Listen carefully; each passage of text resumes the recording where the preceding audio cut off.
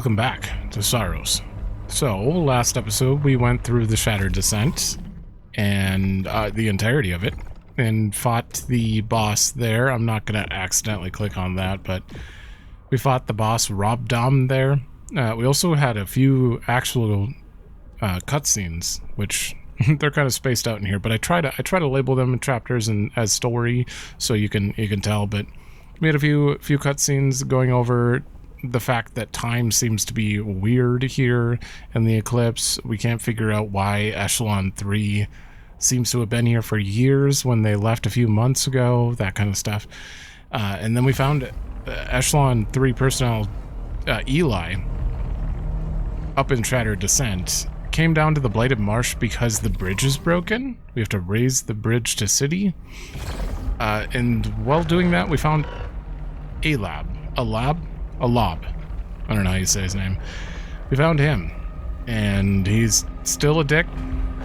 Asked us to turn on a device, and somehow he's gonna help us. Are you helping us somehow? I don't know. We helped him, so hopefully he does something for us. We'll see, but it's not very clear. We're continuing through the Blighted Marsh. No way. Since when was there a parry? Did I just unlock that, or has that been a thing the whole time and you didn't want to tell me till now? I don't know, but oh my god. Parrying a Nova projectile will stagger damage or stagger hostiles. Cannot be dashed through safely with the shield, so avoid or parry them. Are you kidding me? I love that. Alright, bring it. Oh, it's kind of a forgiving window, too. You have to be facing the direction, though. Okay, I'm official. Oh, man. Officially happy with that. What happens when I... Oh, my God.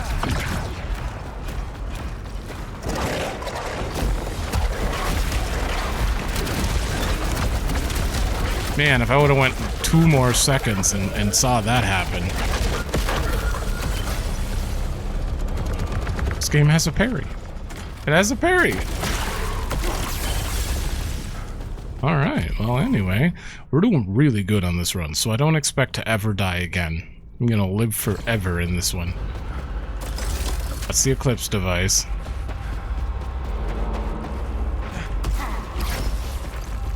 There's an item above me? Oh, okay.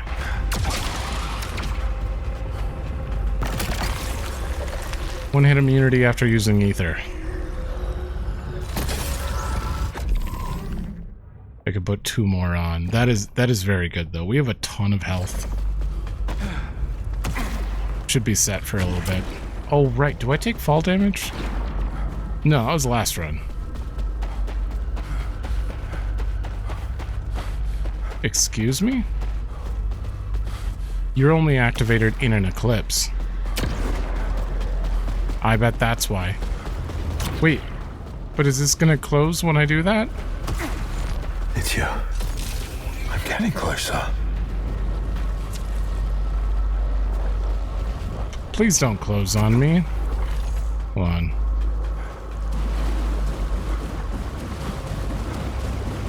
If only I had some sort of jump that happens twice. They always seem to have this weird wind. Do we get to, like, ride a wind? Yeah, it's very, very faint, but there's some sort of smoke or something here. Like, you can grab on, and then zoop. Maybe we don't get double jump, we just get something like that. Huh. Excuse me? Excuse me? I'm trying to move down.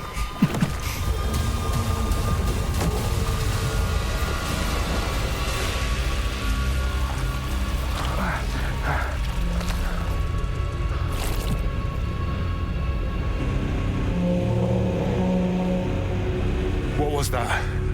Source unknown. Drowned in blue. drowned in blue.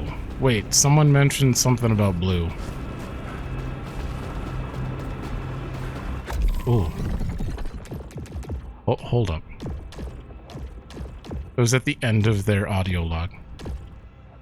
I think it was Eli.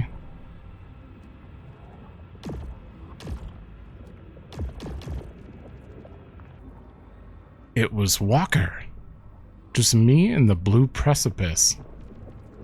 I know I should mourn what I lost, comfort friends. I know I'm supposed to be angry. I feel grateful they took my burdens away and gave me peace. Just me and the blue precipice. Okay.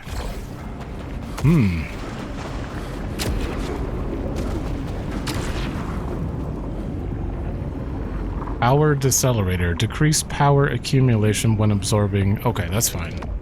That's not a big deal. I don't know if I need to do these for any particular reason, but they give good rewards, so...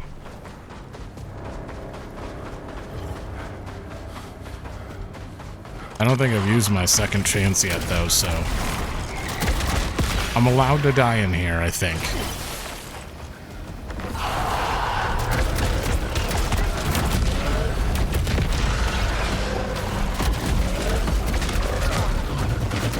I should be going over and grabbing these. Nope.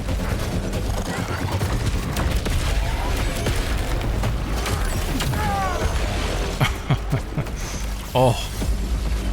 So much leucinite.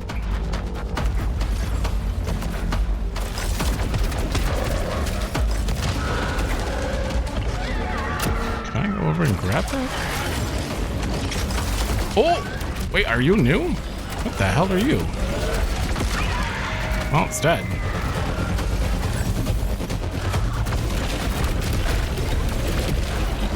Max adrenaline. I'm doing that good. Oh god, I'm surrounded by enemies.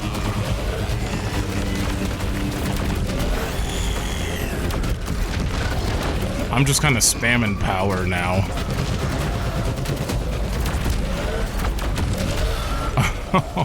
Okay, go grab this.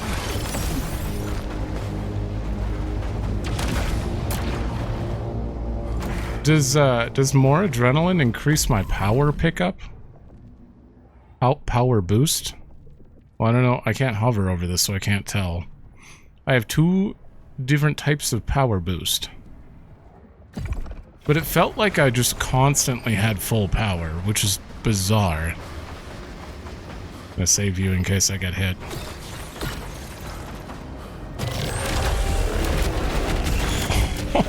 Okay.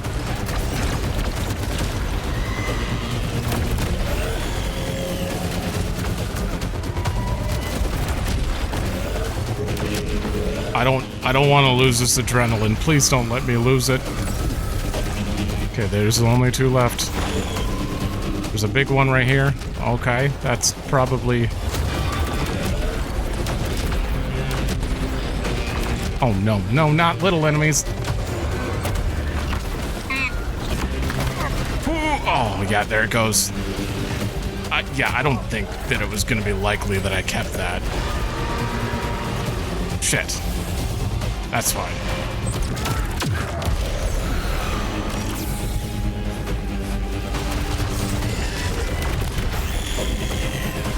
Whew. Oh my god. Halcyon? More power. Carcosa key. More health. Oh, that feels good. I can't go back up. I can't get that health I left. Bet. Wait, maybe I can. Nope, nope, nope, I can't.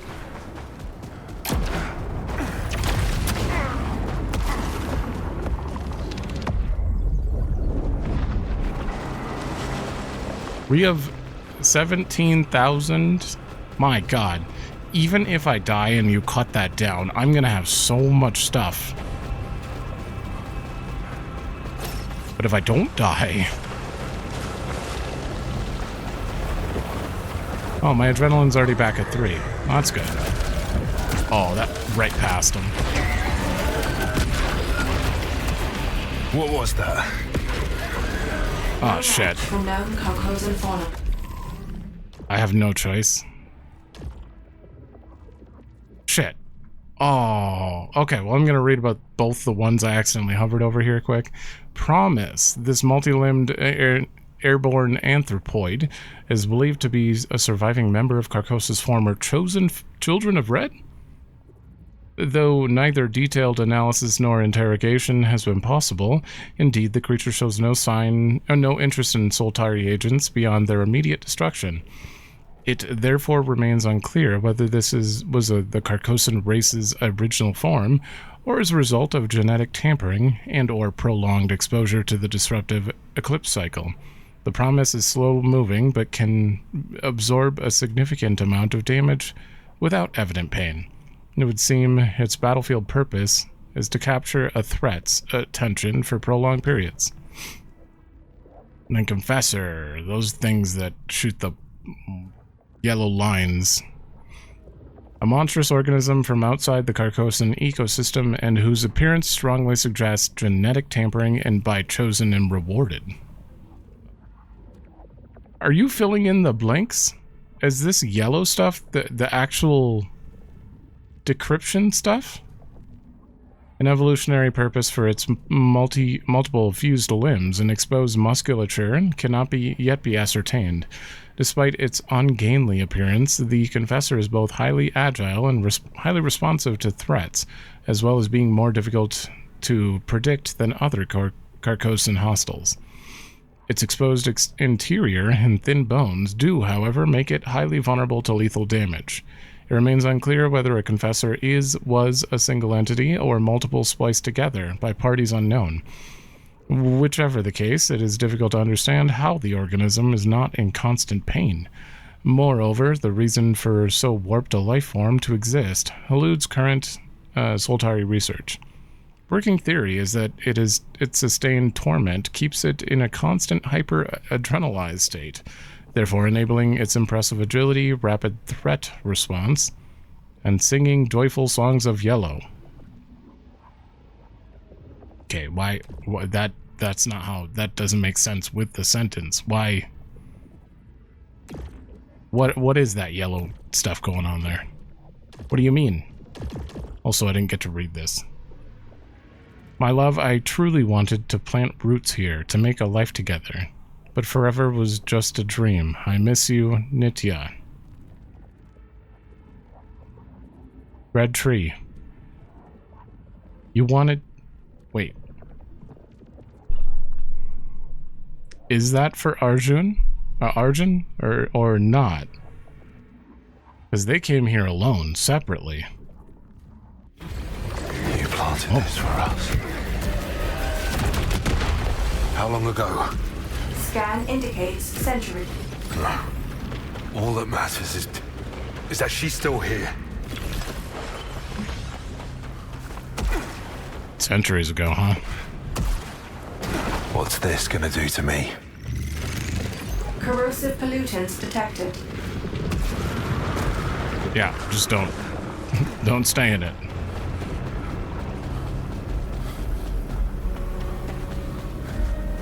I need a little more power. That's corrosive. Ah, damn it.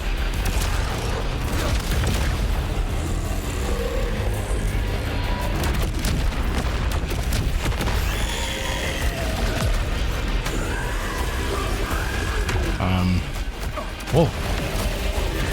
Oh, damn it. I love that it sucks in their projectiles that they were gonna have.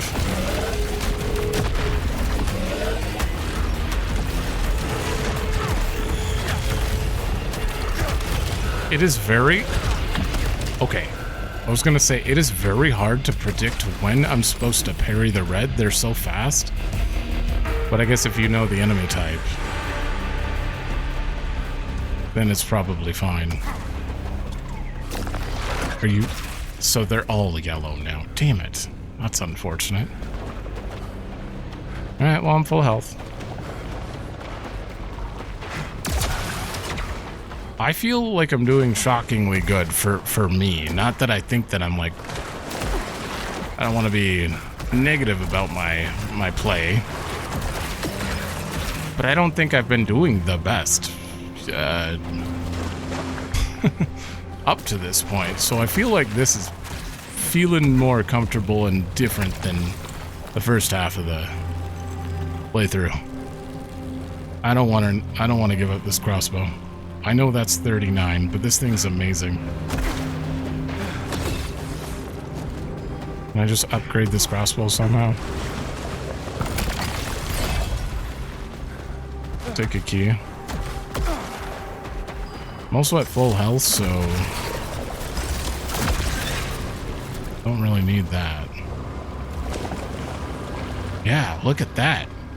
Imagine some sort of rail system you grab onto and it takes you up there.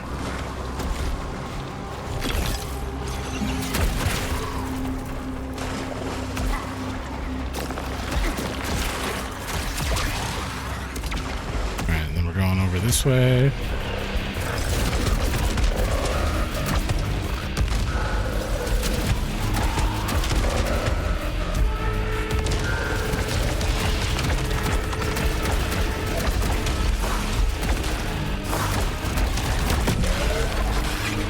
Okay.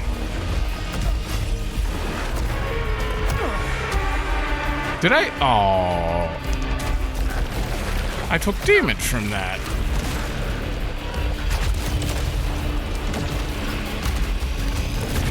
Bridge interface component located above. How do I get up there?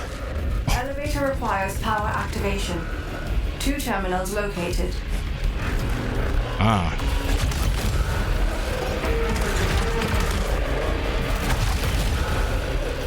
Okay, we need 2. Oh, there's a boss right in front of us. Okay, turn on the 2 terminals. Fight the boss.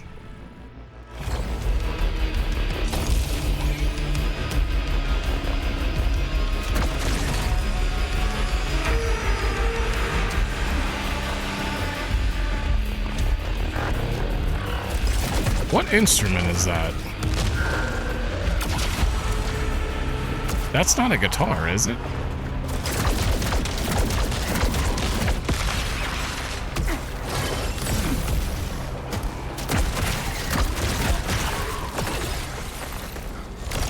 Shit. I need to get rid of the bad. Okay, I'm gonna take the attribute enhancer.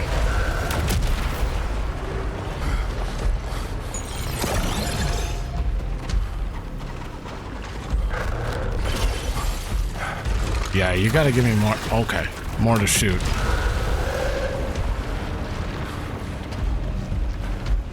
Shit, I have no more power.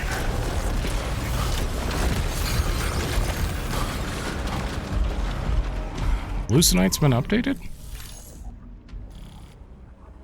Oh! The eclipse will provide. Theoretically, it is even plausible that the eclipse will provide. Lucenite is found on Carcosa, but no other documented world. It heeds the voice of the king. I feel like this whole last paragraph was added. Its unexpected prevalence means Carcosa is even more abundant source of energy than anticipated. Potentially, Lucenite can also be extracted from native flora and fauna. Conversely, Lucenite's central role in the Carcosan ecosystem has so far frustrated efforts to grow Earth flora here. Personnel must therefore adapt their nutritional needs and drink tears from the yellow shore. So this databank comes from the suit, right? So when the suit's corrupted, does that affect it? Oh, wait a minute. Personnel. Through Soltari's efforts, humanity will feed the shore. As such, occasional perfection in behavior may be observed. Birth. The sun is forever. Why have I never looked... I mean, I just said I didn't want to do it until the end of an episode. I've never looked at this stuff during an eclipse, though. His determination and promise of perfection. Devraj is noted to have "she waits, she calls." It blazes. Wrapped within the bones. Records exemplary, no recorded complaints, save for "they saw how small you are." 20 August, forget, please, please forget. Oh.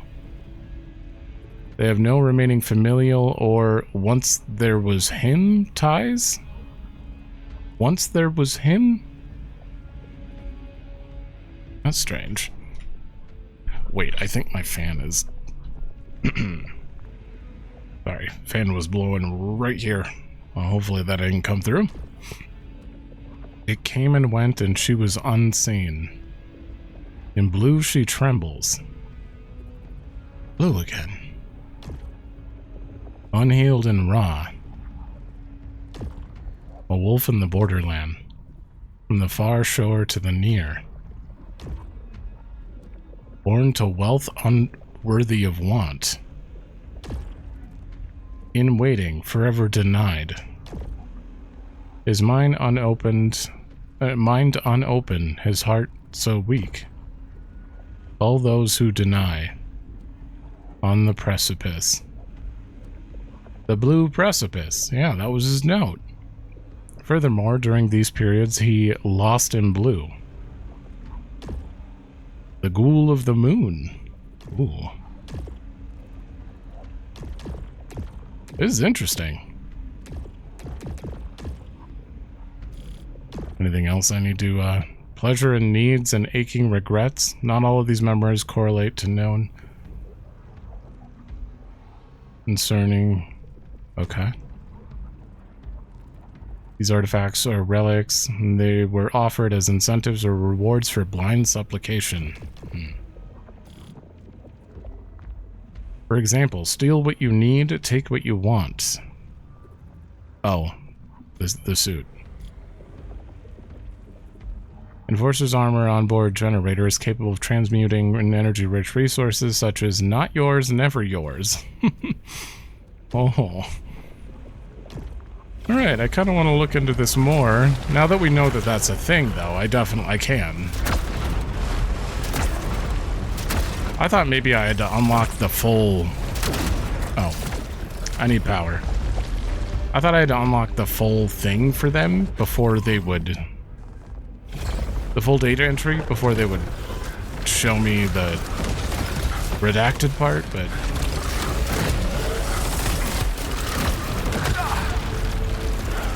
Ow. That still hit me. Uh-oh.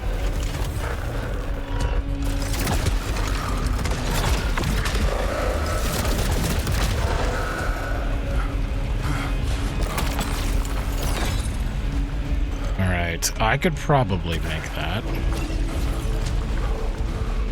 Need to go that way.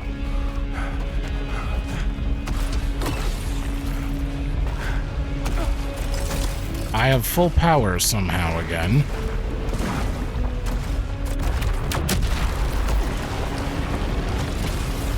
Ooh.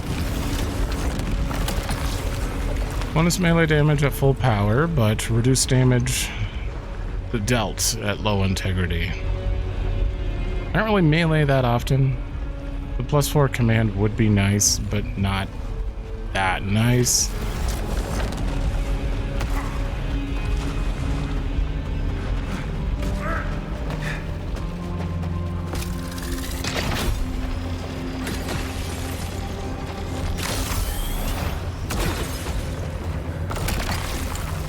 There's adrenaline. Oh.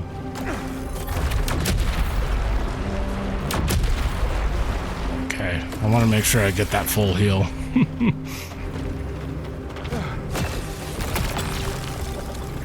Oh man, it's level 40. Oh, you have 5 different things.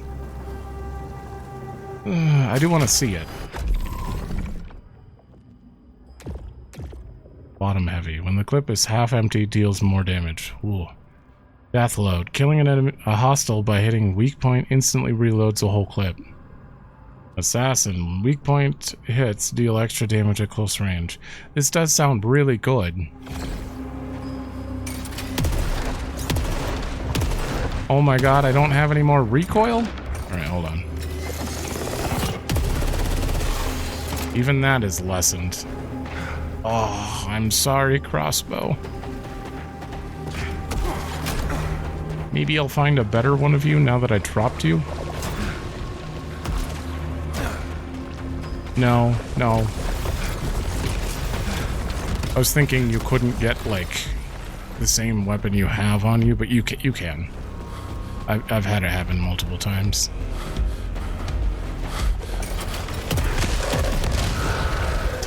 That's pretty strong.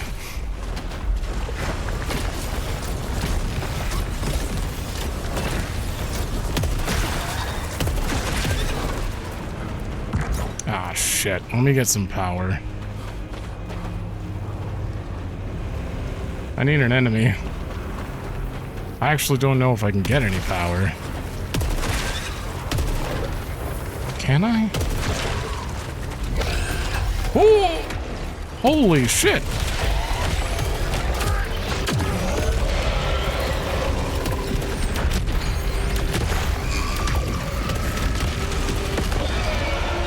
Oh, it's dead.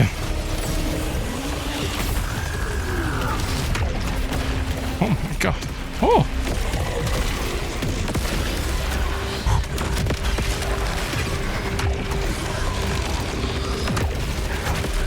No! Oh, I tried to parry it.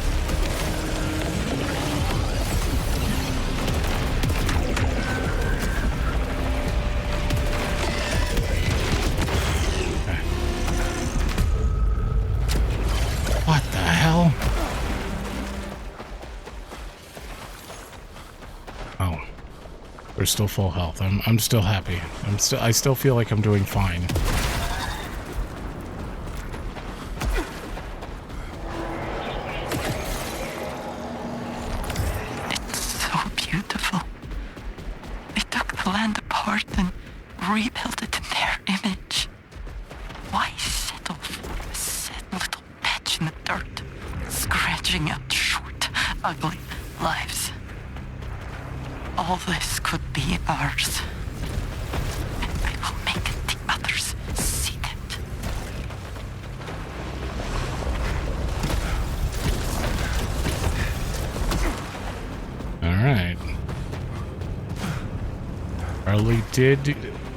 Carly was the one that killed Primary for Echelon 3, right? Pretty sure. Wait, was that a dead end? No, what the hell? I was not done there. Then again. Right, wait. Last time we had to go find an elevator. Oh. Just walked away from it.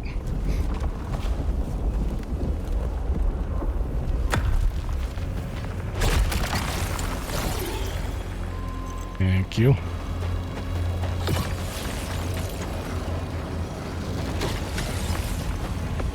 I do have 2 keys. Oh, 44. It also has Grim Vortex, which is kind of like Vacuum Bomb. Oh man, I hate giving up Prominence though. Prominence is just a good feeling. Fast, further, more concentrated. Okay. Each spawn cell is surrounded by a swarm of projectiles.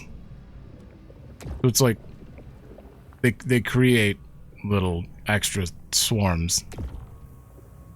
Damage over time, generates power. That's good. That's very good. And then each time a cell is spawned, it cleanses a portion of the wielder's corruption and deals additional damage. Okay, that is pretty good.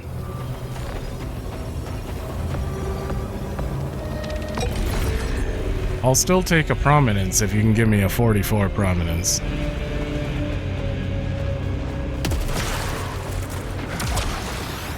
Now we go over this way.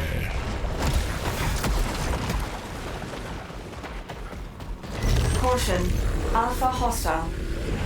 Oh, good.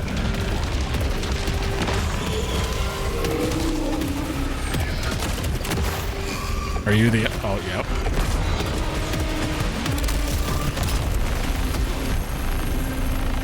God, it's one of those.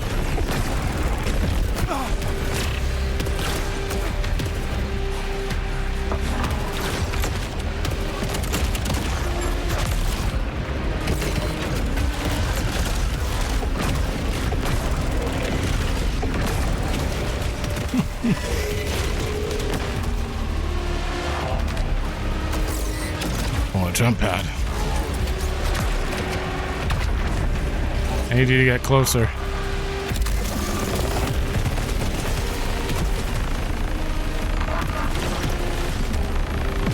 Man, you have a significant amount of health.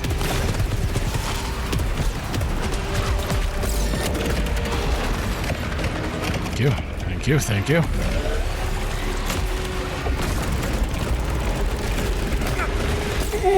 That was a lot of corruption.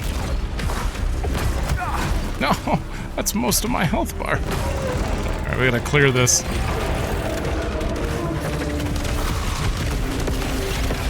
Oh, it's dead. It's dead. I need all that. I need all that. Okay. Oh, God, look at that, a prominence. This is pretty cool, though. The Grim Vortex. But I felt so much less comfortable.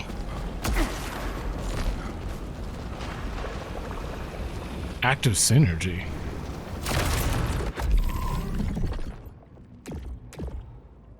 Oh, down here. Observing projectile blast radius of the next shot is increased. Weird. Huh. Yeah, I mean, we'll try it. That was a little scary. Oh, oh.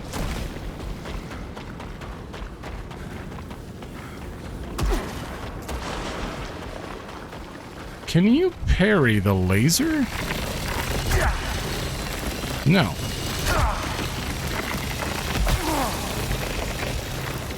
Yeah, I should have jumped and gone through the middle there.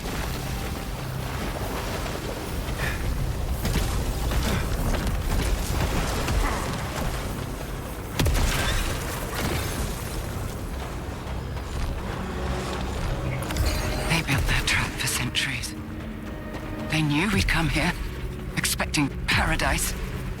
Slaves in the mud, building their empire for them. I don't even know what the dam's for. Maybe it's just to keep us small, while they stand above us, laughing, watching us beg, watching us die. It's my turn soon.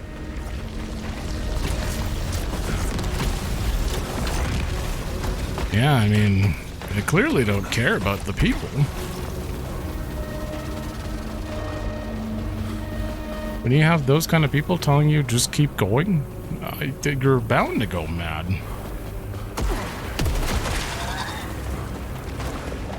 It's for the greater good. I need money.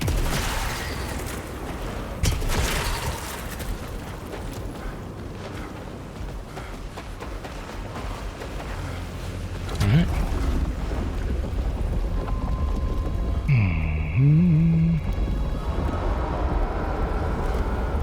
Can you imagine if I do beat this in one cycle? I'd be so excited. Ooh. Well, I wanted vacuum bomb back, so. Rail, vacuum, plus a burn. After killing a hostile with a melee strike, the next shot fires 2 additional smaller projectiles. Okay, good if there are worms around.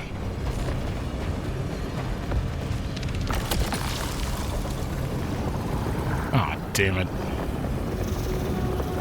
What is volatile cell? Just curious. When hit by a hostile projectile, cells clear nearby projectiles. Oh. Not really something you want to have to proc. I'll take prominence.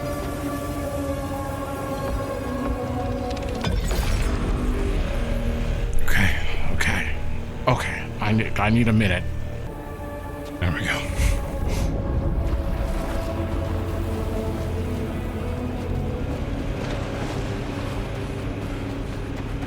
Two buttons. Elevator power online.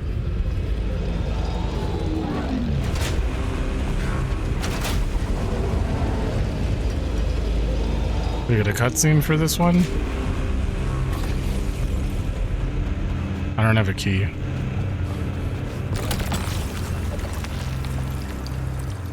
Basically the exact same except for better.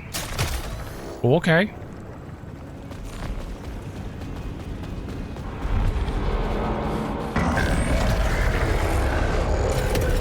Oh, Legion. Okay, so we're fighting a bunch of enemies then? Oh, I see. Like that one Ocarina of Time boss? Parry. Parry. I can't parry that apparently. Whoa, whoa, whoa. Ooh. Ooh.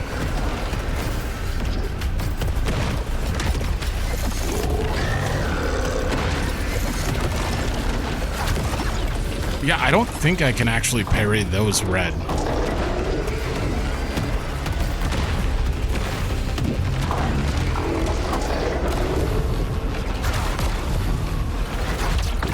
I can. It's just a weird timing. There we go.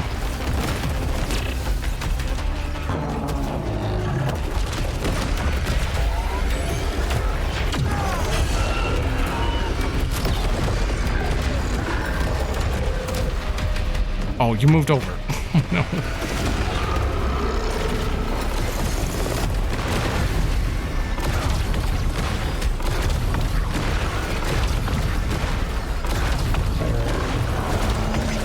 Just constant pay.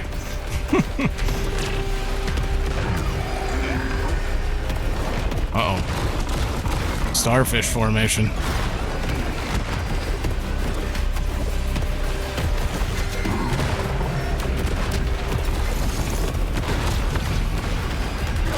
Is this doing damage? Wait, I'm on phase 2?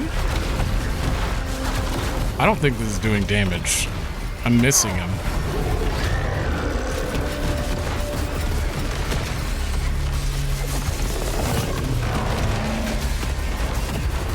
Oh, not again.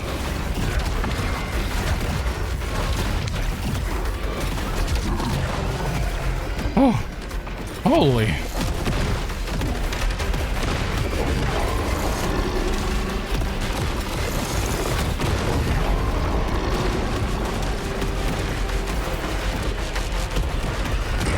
There's kind of a lot to keep track of here with this guy.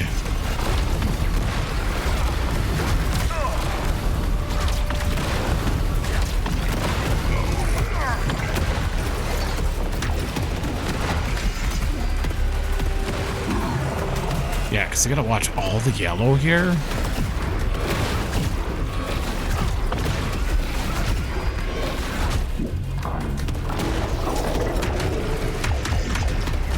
I'm out.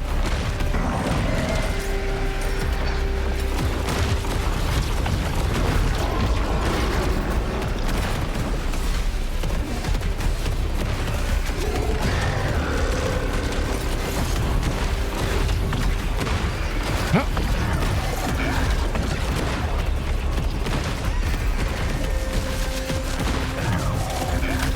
Oh no. No! No! Okay, thank God I have a second chance, but what? That's uncalled for.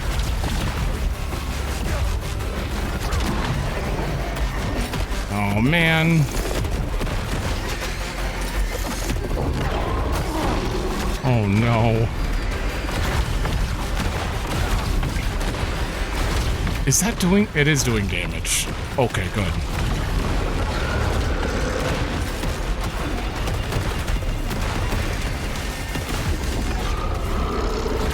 Whoa, whoa, whoa, whoa, whoa. Oh.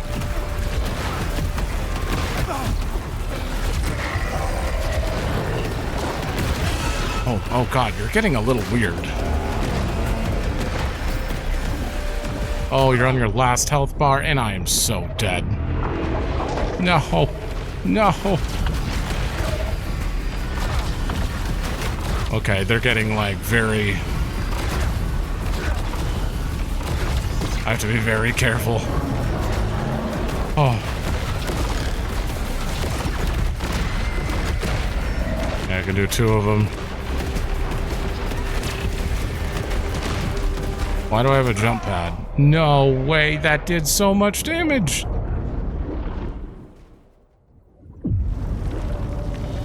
Whoa. Whoa. What the...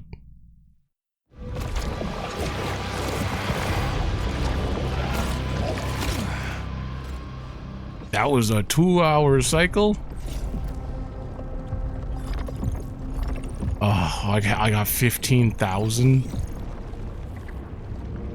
I don't know if I'm gonna be able to top that. Shit, because that was Shattered Descent into there. Although... Like something there. Although... We should be able to upgrade enough that, like, proficiency will start high. That would be great. Gotta get back out there. That is so disappointing. I thought I was doing amazing. Just missed a few shots or something. Where's my map? There's my map. Okay, we'll skip back a little bit since we got to see a huge amount of the marsh there. Oh. Stack. Sheridan told me that I should write a letter to home. She felt that it would aid me in processing my feelings about her apparently dire circumstances. Usually I would puff and huff about yet another unchosen demand upon my time and energy. Her requests, after all, are invariably made to suit herself and her employers. But in truth, I relish this chance to demonstrate how words spring forth from me in ways hitherto unimaginable. Hence I curbed my instinctive inclination towards protest. Furthermore, I understood that her proposition did, for once, concern my best interests. A tacit acknowledgement that, since dear Tarn absconded, I lacked a true confidant amongst the hollow-eyed remnant of Echelon 4's roster. I had not the heart to tell her that there was no one left for me at home either, nor that home has long been a concept without meaning. So this letter is instead to you, Sheridan. Despite our frequent animosity, I felt the sincerity of your intent. I saw that there is a flicker of kindness beneath the lackey's skin. I hope one day, when the problems that so bedevil us here have been overcome, that we might reach a more lasting accord. Wow. That was surprisingly wholesome of Stack. He understands that she meant for the best, even though he's got nothing.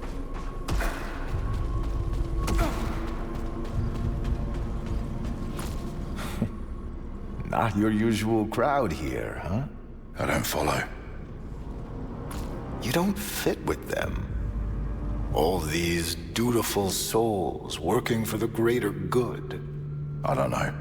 Everyone wants something for themselves. Yes. But before, those men you worked with, they didn't pretend. When they wanted something, they simply took it. I can help the others and still find her. And if you had to choose? Her. Always. Dedicated to the one I love. You're not real. There's something. Are you a young him? No one else has ever mentioned him. He's up here all alone, surrounded by flowers in that tree. I don't think you're real.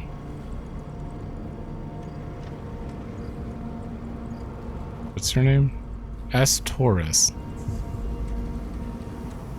I mean, at the very least, he may be a hallucination of another person that he knows. I don't know for sure if it's like him as a child. They do look very similar, though. Well, not quite. It's the nose and the beard that kind of feel like, you know, that's his early ages beard or something. I don't know. I don't think he's real, though. If the second someone mentions him... Wait a minute, hold on. Hold on here, wait.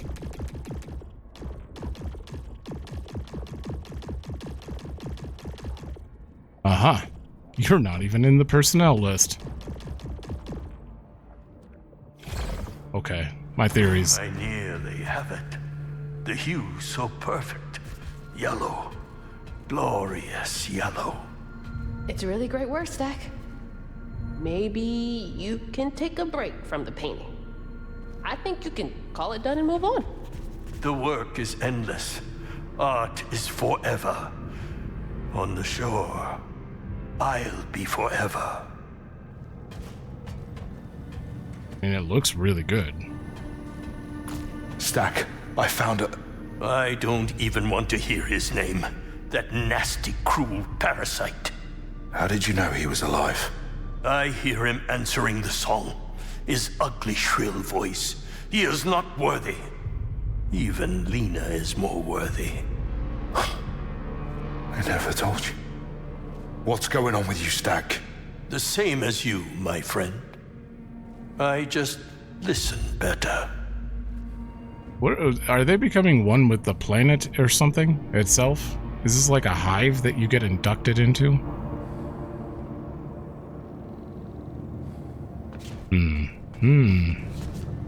It's been centuries since Echelon 2, but just a few years since the 3. No rules, no reason. It might be months or millennia since... We won't need help. I think I know where the other colonists are. You do? Really? They must have taken refuge in the city. I'm still working out a route there, but that's where they'll be. So you don't know anything? You're just going on blind faith? I'm the one that's out there, Kayla, risking my life for everyone. I deserve trust. I don't trust anything anymore. Not a single thing. Fine. What I'm looking for is in that city. Or maybe what's waiting there killed everyone. Sure. Well, just, you know, sit here for a couple more years, die, and that... Halab's alive. What's that? Found him in the marsh. This is still an emergency situation. Until it's resolved, that corporate lackey is under my command. I don't think he's interested in taking over. Looks like he's gone rogue. That little weasel. I don't care what he's doing out there as long as he stays out of my way. I thought you'd want to know. Not be in the dark, right? At least someone can still follow orders. Dismissed, Devraj. Okay, everyone, including Arjun, is just going crazy. You all sound crazy. Although these three are just sitting here doing nothing. What are you doing? You're panicking, doing nothing. You're mad that no one's following orders, but you're not ordering anyone to do anything helpful. And Stack is quite literally painting and losing his mind. But he's got a point. Her meaningless orders, at the moment they are meaningless. You're not doing anything. I don't know. And that guy up there doesn't exist. I think. Your logs indicate contact with Executive Alab. Your suit is equipped with restricted components. Explain. I helped him out and he gave me an early bonus. It's been useful. No wonder he survived so long on his own. His authorization will suffice. Loadout restrictions removed. Soltari congratulates you on your promotion. Wait, you're not going to tell me to bring him in? You don't care what he's up to? I am not authorized to question the actions of Executive Alab. Sure. That's fair. He is pretty great, I guess.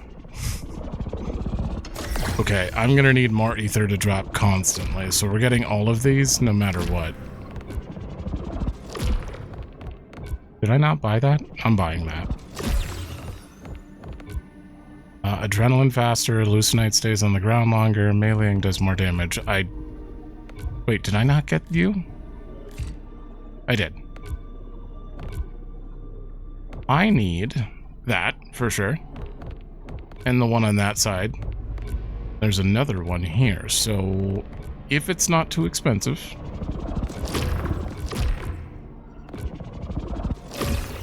Okay. We'll get you.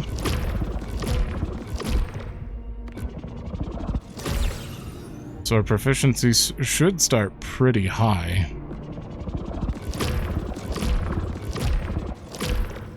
Okay, that didn't cost as much as I thought it was going to, which is weird. No, go back up here. Command attribute enhancers are more effective. Yeah, sure. Oh, and we're about to be locked. Wait, no, we've already done this. Oh shit, am I just falling behind? Or is it because I'm not coming back as often because I've done this in so few runs? Am I good or bad? I don't know. Yeah, we'll get this. Okay. I want this proficiency. Less Hallucinate lost on death is great. I need that proficiency. These are all so cheap, I'm kind of surprised.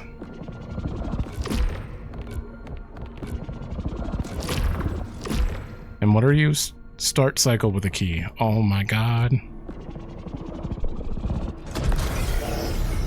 Need you.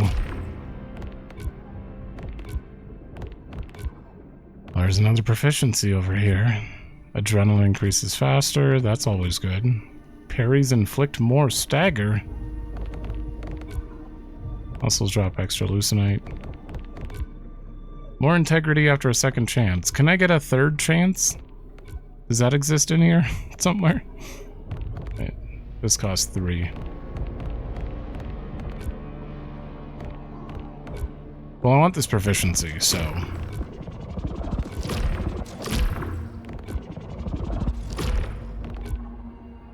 Oh, that's expensive. Adrenaline, not too concerned about that. There's another proficiency here. Costs a lot of... Wow, that's expensive. For 200. Okay, zoom out. So those are all very expensive down there. I could fill you out. I could go down this list towards the key, but that's gonna be... Yeah, we should probably do that. Next one's 1215. Yeah, I'd love to start with a key. Resilience or more... Oh, definitely. And then you cost 2. I might as well buy this. So when I died, I had like 100 of each stat. So I'm gonna have to somehow get a lot of stats going in here. Do we have any new modifiers? I don't see. That's pretty good. That is definitely new. Dispatching an overlord restores a second chance. The problem when you're doing new stuff, you're not really going through multiple overlords. This time I should have. I was so close, but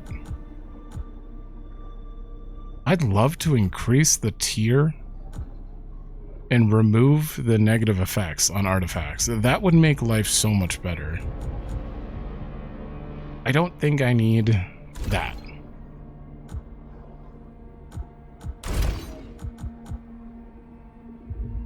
what your tier 1? If I get rid of... Do I need... I would like both of these. I'd like to deal more damage, but I don't think that I could get this plus 10. Increase all damage. No. I could say screw it to my Halcyon this run. That's plus 6. Yeah, let's just pretend that no Halcyon dropped.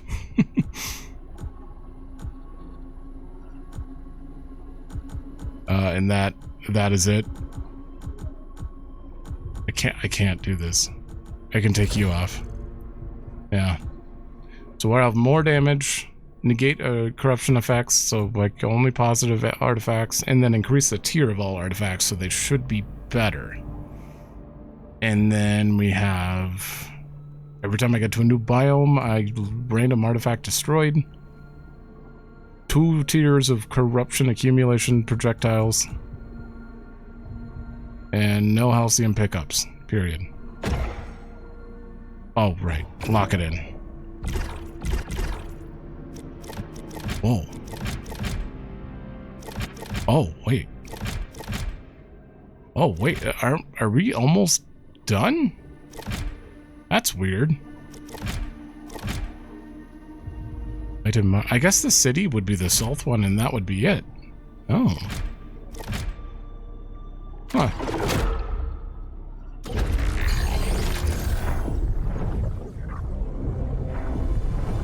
Alright. Well, I'm gonna have to go through...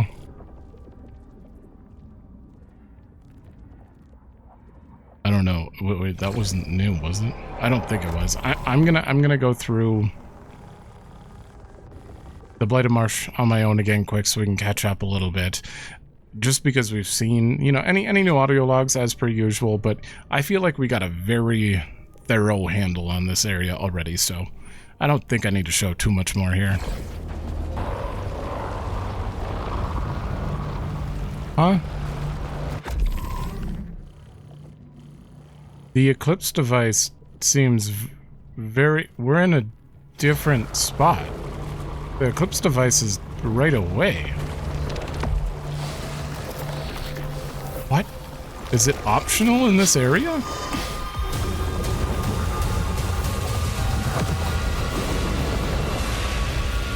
I mean, I need to do it. The tide, drown the unworthy. That's just so bizarre. Also, there's an audio log. I didn't have a choice. I had to leave her behind. Clinging to fairy tales as a crutch. Turning so many of the others against reason. Against me. I should go back. I have to help her. Fix her. I just need to be stronger. Oh, so Red left Carly behind? What the hell are you? Oh, it was a regen machine. I see. Oh shit. I didn't parry any of that. Countermand. Oh god. Okay, this is getting out of hand very quickly in the beginning of this. I am level 13, which is probably the problem here.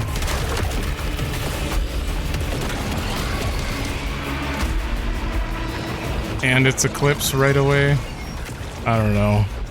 This is gonna be much harder though.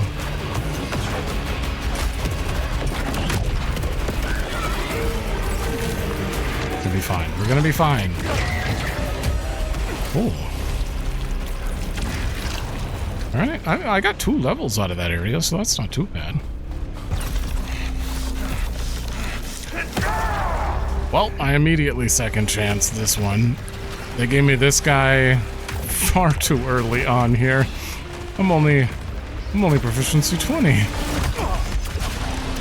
I don't know. I haven't been given any health or anything. I did get a crossbow though. So if I die, I at least get a crossbow when I come back. Although I kind of like the charge cannon for certain situations here. Wait, I can parry these now. Oh, that makes... I should have thought of that. Oh, God. Although, but this guy is, like, super... super tough. Oh, you're still alive. I want to read about him. Wait, did it go away? Oh, I wanted to read about him.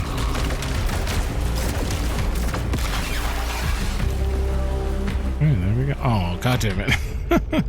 Well, now you're bringing this back in. Do I prefer that? That's some big recoil at the moment. Wait. Or do I prefer the crossbow right now? Crossbow. Well, we'll see. I might be able to get it back if we find the nightmare thingy again. No! I didn't even show what I died to. That's unfortunate. I died to just a random, you know, the things that are like bears? Osteomal or whatever? Just came up and tapped me. So this is going to be quite hard with how low level I start. I almost... If you're going to let me get 40% now. Wow, I walked away with quite a bit. And I made it to 54 in each stat there. 22 proficiency. I think I'm going to wait to turn on the eclipse. You get more Lucenite, which means more proficiency. But that is not... That was 11 minutes. That wasn't even... Oh, that was a very bad run. I died to a primal osteomal. Yeah. That's fine. Arjun. Be better, me. There's someone to talk to You're here, a though. joke stack, a worthless, lazy shell of what you used to be. And you are nothing. You wish the shore called to you. I see the want in your eyes, desperate to see. Shut up! No, I will not tolerate this anymore. I am your commander, and you will obey. Seems like we should talk. I know you're working against me, just like the others. You're gonna have to break that one down for me, boss. You're out there doing who knows what with no oversight. How do you think that makes me look? To who? I know what you did to Jerome. You can't be serious. Say that again. Feels like everyone's got their own agenda. I'm in charge here. Not primary, not anyone else. Sure. Yeah, you're really starting to lose your grip. How you doing? I've got some good news. I know you could use it. Alab survived. He's at the bottom of the list of people I ever want to see again. But, yeah, it's good he's alive. Well, you don't have to worry about seeing him. He's doing his own thing out there.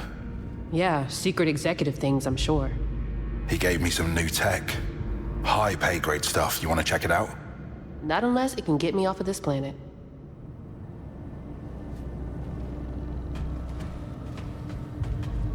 Think I found a path to that city.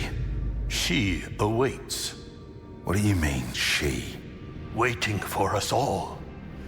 Do you not hear her song? Stack. You're going too far with all this. We should talk to Sheridan. Get you some help. Sheridan is jealous she can't hear what we do. She's so cruel. Look, I need to get back out there. But I'm worried about you. The shore yearns for you to shine. So it's gotta be some sort of hive thing, and this is like the queen bee pheromone stuff, you know, turning everyone into worker bees. Yellow Shore. What does it mean? Walk the path, and you will know, Arjun. Yellow is kind of the color of honey, isn't it? Kind of yellowish gold. Your data of ancient technology expands Soltari's wealth here. Yeah? Well, they can pattern everything once everyone's safe. Surviving Echelon colonists may hold vital information. Further understanding of Carcosa is a priority. Stupid primary. How dare you? You might as well say we don't care, we just want them, just get the information. Interrogate them when you find them and then kill them because we don't need their bodies. Isn't that how they really feel? Alright, I got 3,000. I said I was going to get to the key, so... Alright. Now I need 2,000 for the key. Keep the modifiers. I just... The problem is I was very unprepared for an eclipse. I don't know why I did it. I assumed it moved, but I think it's giving you the option to eclipse early. Yeah. Well, this is very different too. It's giving you the option to eclipse early, but obviously there has to be another device up ahead because you can't. Well, no, maybe you could do all this without an eclipse device. I don't think there are any doors locked behind them. But it wouldn't make you come back or anything. If it doesn't lock me right here, which it doesn't, then we're gonna skip it for now. What the hell is this door? Come on, let me grab these. Thank you. What? Are you an eclipse door? I don't think we've seen this at all. I need some health. I also am blocking. I forgot to move up. But...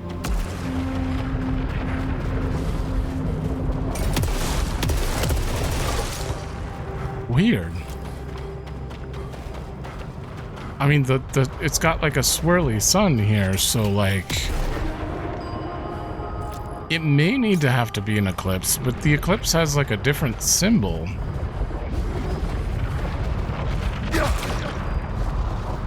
Huh. Well, I found a new type of door, I think. No icon for it or anything. I don't even know what got... oh, it's another osteomount. Oh my god. I struggle with these guys for some reason. Yeah, there goes my second chance, but it's fine. I need some failures to process. I have been listing the cycles, so that's kind of my death counter, I suppose. Even though sometimes it wasn't death, it was just going back because the game told me to,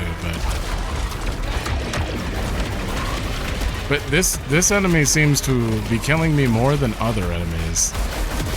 I don't know what, maybe it's just because I'm fighting it at level 15. Health. I think it's just my level. Well, at least I'm level 16 now. I'm in big trouble at the moment. Not doing very good. Okay. I'm at the next eclipse device. And there is nothing blocking me. I don't have to hit it. But if I don't, I can't get my second chance back. I'm also very weak, and I'm just not leveling up that much because I don't have Eclipse. I have to. I have to. And then I have to pray that I don't... Restore the path. I have to pray I don't die here. Pretty good chance I'm dead here. Oh, God. There's a lot going on. Yep.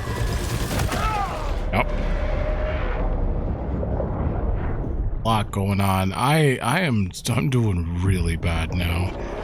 Man, I started out doing so good. But I'm trying to start at such a low level. It's screwing me.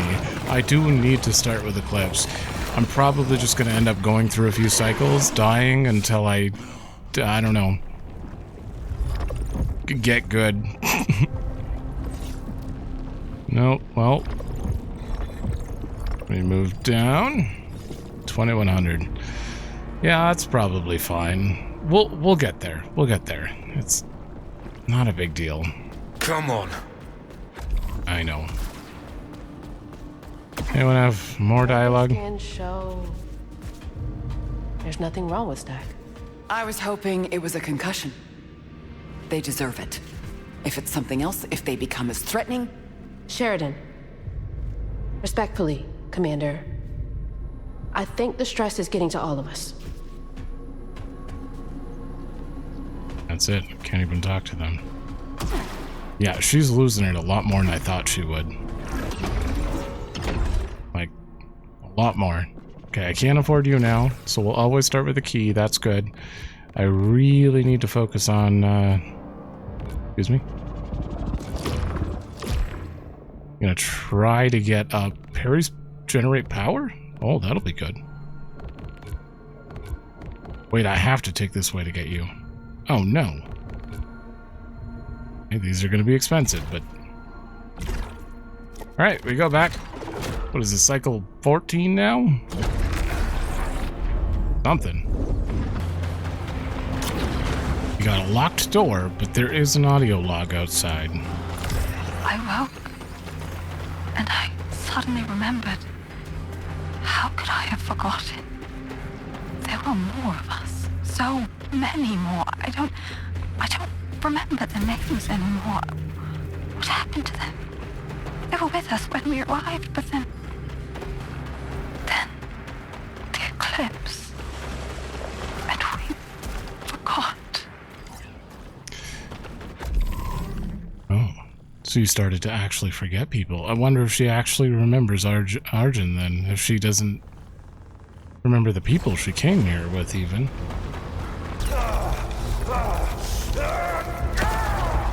God damn it. I'm never taking a shotgun again. I feel like I'm doing no damage. Things are staying alive so much longer just with a shotgun. Like, I've had it for... It's fine. But either way, as soon as I can get off this, I'm getting off of it and staying off of it. If these little dog things are killing me, then that's a problem for me.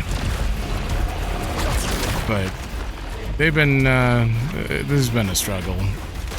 And now I don't have a second chance. Oh.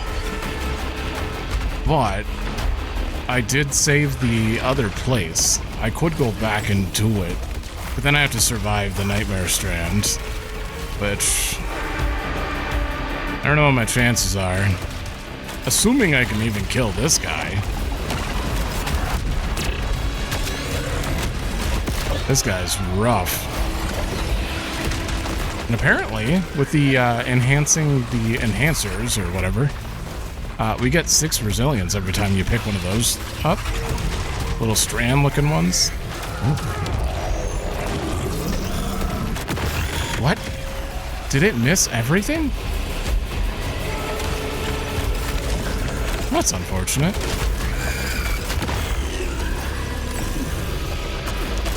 Six resilience is a lot, though. Okay, thank you.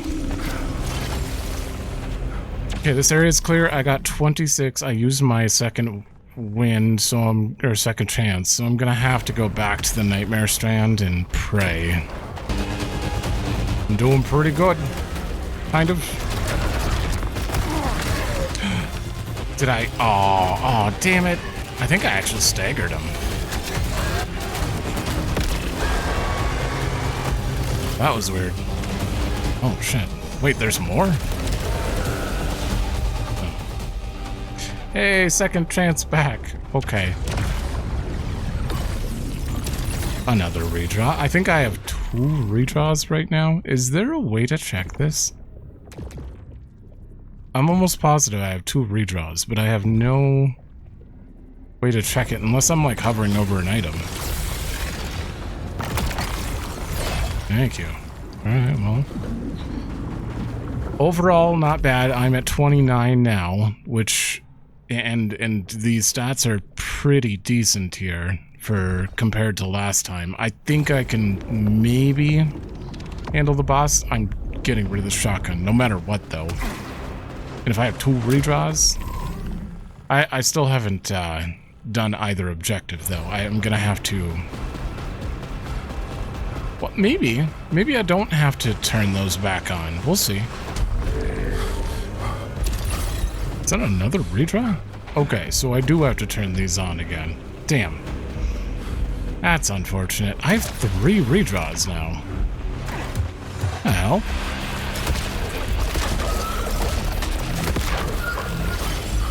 Well, I might as well go through these a little bit because I skipped basically the first half. That's not exactly very interesting, but you know, I don't want to skip the whole thing.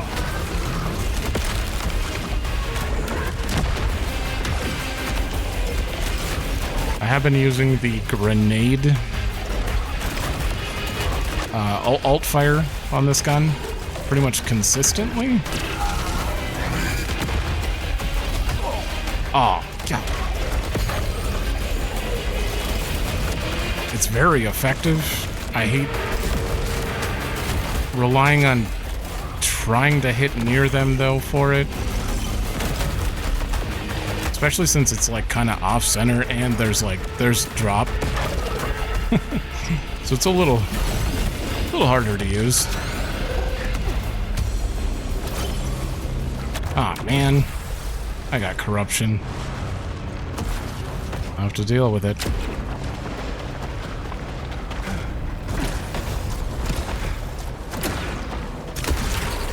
The whole thing over there, I can go around.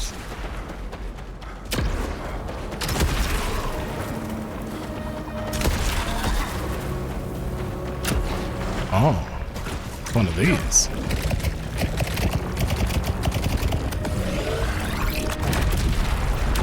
Oh!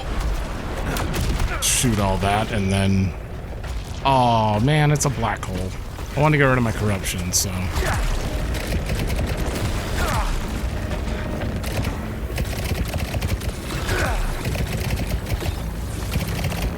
Thank you. Alright, I'm out of there. Now I'm a little bit low health. I don't like that part.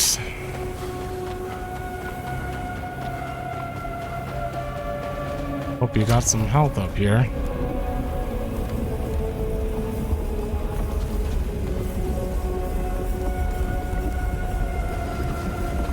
Got a key. I'm gonna retry. Prominence, Great Missile, Purge Blast. This could be good, but I kinda want Vacuum. Damn it, I shouldn't. Redraw again. I used all 3 redraws and I don't even want it. But I have to take it. And now I don't have a redraw for a weapon, but a repeater at 31? Okay.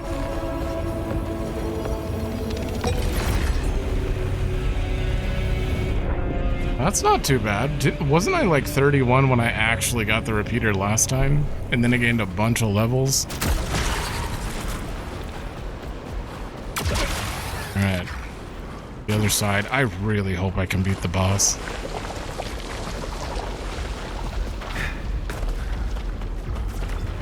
It's not even that hard of a boss. It's just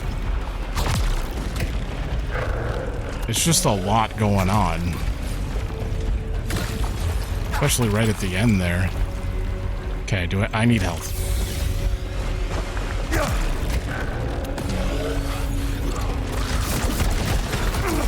Oh, come on. Me? Just stood and took that.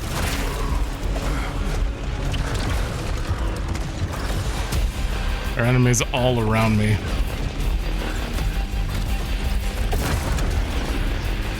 But are you not...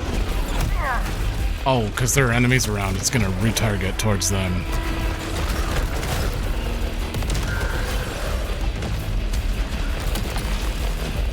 Main weapon kills, reduce shield power consumption. Sure.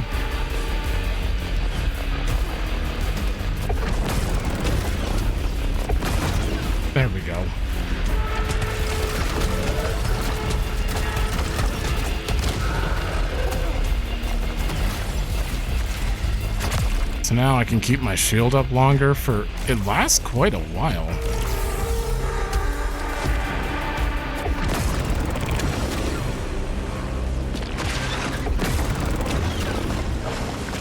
Thank you.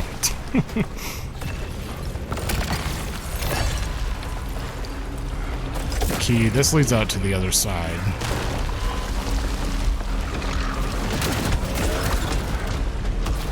Just gonna leave him for now. Apparently he died. I do have damage over time on this thing, I think.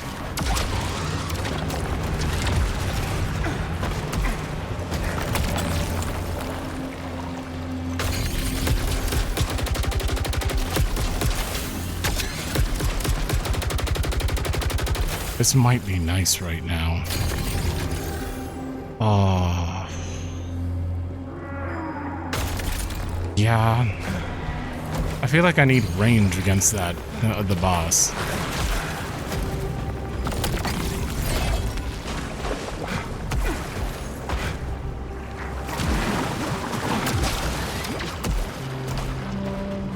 And we're going up and around.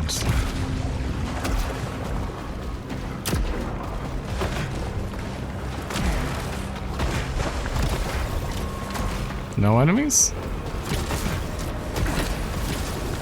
I'll take it.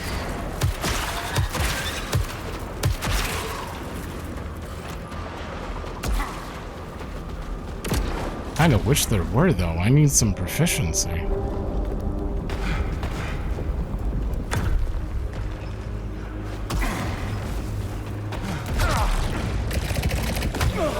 Oh, I let go too early.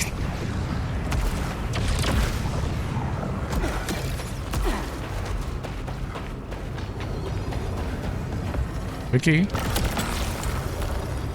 Oh, welcome back. Prominence with vacuum and the burn field. No. No, I don't want a shotgun. Okay, so I'm about 13 proficiency lower than last time. My actual stats are about the same on resilience and command, so I have like the same health. I don't currently actually have any health. I do have my second chance, and we have overdrive. Soltari personnel detected. What? Why? Oh. You're alive. More resourceful than I expected. What are you really doing here, Alob? Soltari thinks I'll be a good little boy and bring them back their Lucenite. But there's something far more valuable here. Thought you were a company man through and through. I intend to be the next chairman, Devraj. To do that, I need to obtain Carcosa's real secrets. The eclipse. Power. Real power. Soltari never thought bigger than mining. They don't have a clue what's really here. Alright. Alright, you're a slight bit more interesting for actually not being a true company man. Interesting. Okay. Nope.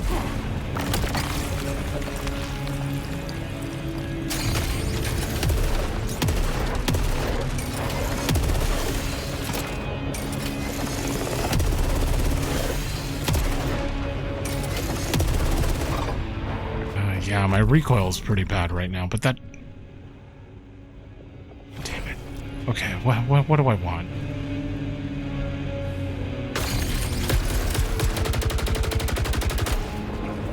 But this one also kind of has auto hit, right? It does. Which, on this kind of boss, where everything's flying around, we'll go with this. I can never make up my mind.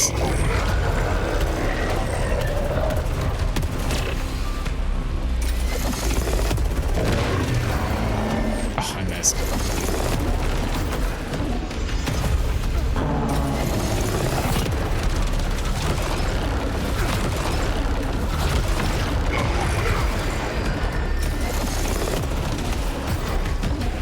Be careful of the yellow. I'm pretty sure that's what killed me last time.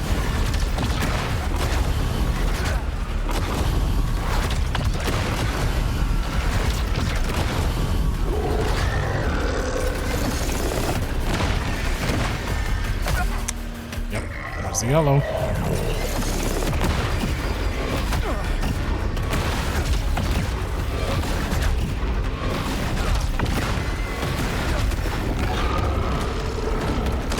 I have low health right now.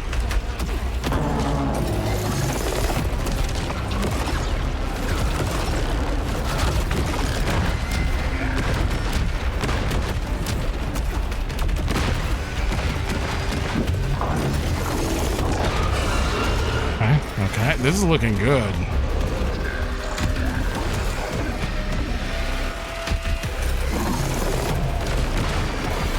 Let's see.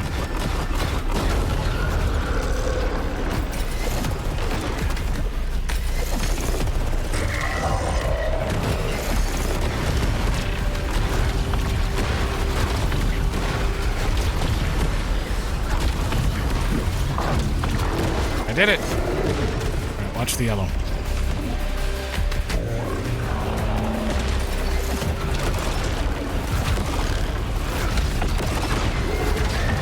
I gotta kind of walk off to the side to make sure I get that parry. Oh, no. Okay, I'm just gonna do this.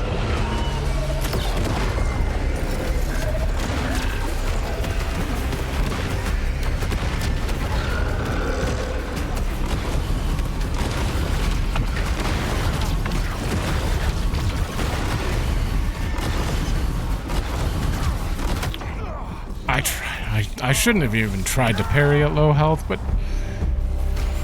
Well, now we're not so low, right?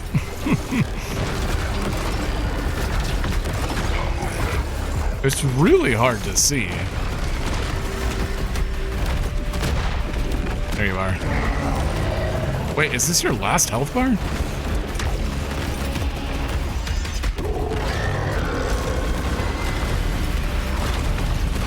I think it is.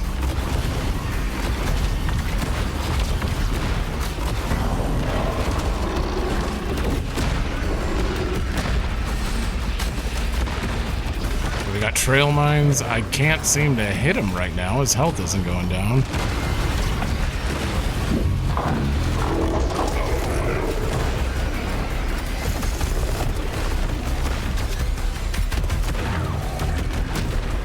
Nope, I missed. God damn it.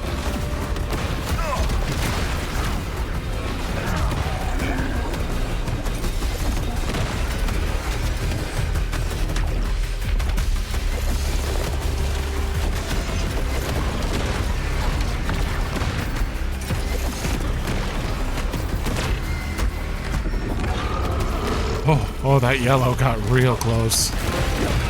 I got him! I got him! Oh wait, I gotta run. Pick all this up.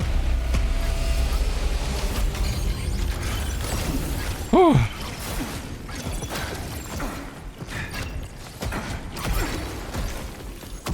And it's gone. I'm so upset that they spread it out to the point where you can't actually pick up all the loot from the boss. That makes no sense to me. Like, why? But it's fine. I believe the first boss I was able to pick everything out, but the second, no. Bastion, no. The third one, maybe? But these were just spread out way too much, even with sprint. But either way, that wasn't so bad. I'm still mad that, like, I was doing real good and just died to the last phase the first time we got here, but we got it eventually. You're not dead. I know it. Oh, hologram. He gave me the world. When the world adored me, he hated me. So he made me his puppet. I will not stand smiling by his side while he takes everything I have made, everything I deserve for himself. But if I resist, he will replace me. So I will replace him. What did they do to you, Nitya?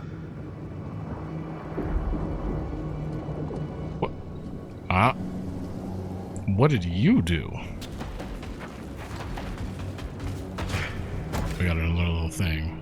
I'm starting to think Arjun doesn't have the clear... We're getting an unreliable narrator situation here. That was definitely directed at you, right? You and your drinking and then ignoring her and then...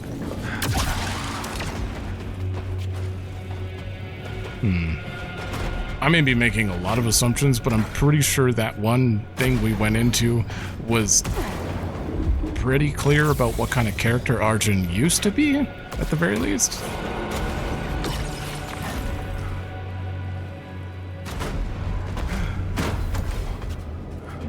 He might just not realize it. He might be in denial about Echelon distress signal. stuff. Engineer Rhodes. Kayla, what happened? Emergency situation at the passage. Uh-oh.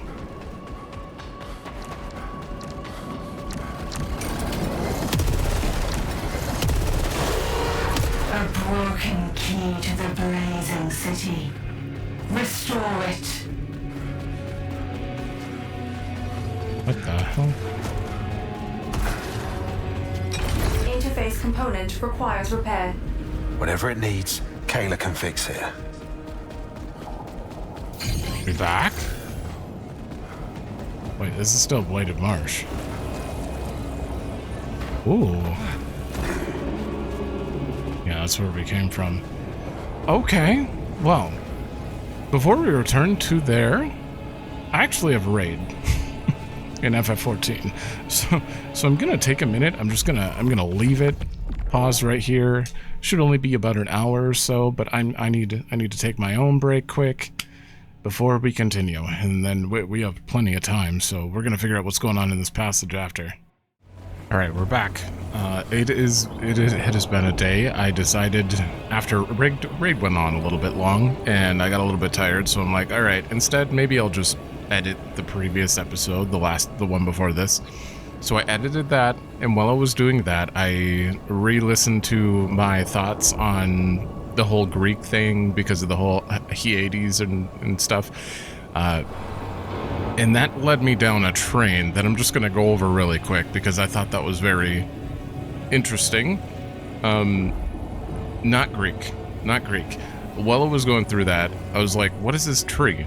So I was maybe thinking it was like an Yggdrasil tree kind of thing. So, because it's got the roots that are all crazy, kind of like the Aoife tree in FF9. So I got onto that train and started trying to figure out what kind of tree the Yggdrasil represents and stuff. Turns out it's similar to the banyan tree, which then I realized that they've actually mentioned the name of the tree in this game. It is a banyan tree, and the banyan tree is considered holy or something in Hinduism and Buddhism. So that led me down a train of trying to see what the tree symbolizes in those religions, and it represents like the cycle of life and interconnectedness of life kind of thing. So I was like, oh, that feels kind of relevant to what's, going on with like a loop in here, like being stuck in a interconnected weird situation, whatever, and then from there I was like, well, now I know that it's probably based off of Hinduism and Buddhism, like this game a little bit. So I was like, what does the eclipse mean in Hinduism? And that apparently they have very interesting things on the solar eclipse specifically.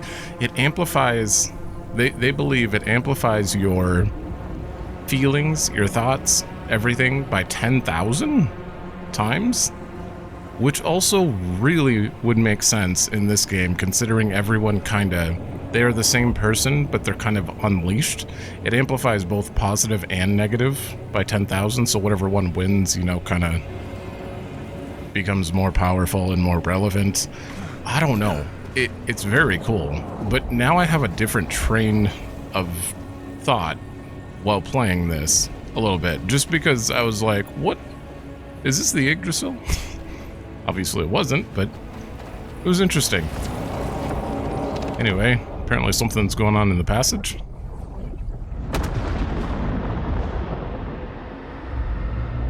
This all started because of my random comment on Greek.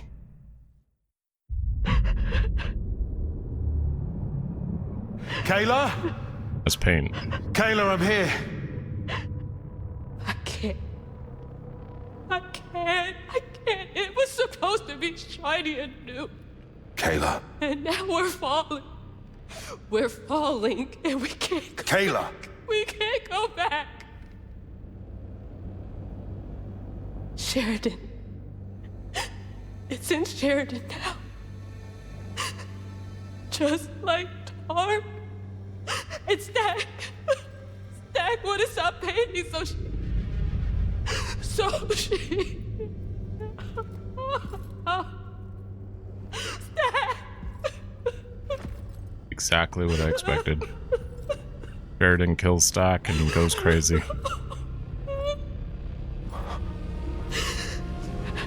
Stack. Please.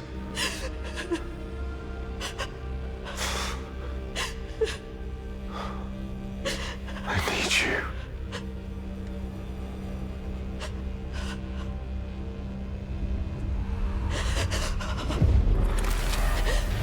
Oh.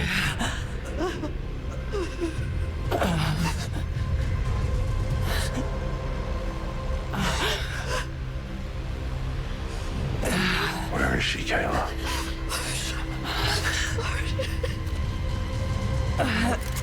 No easy choices.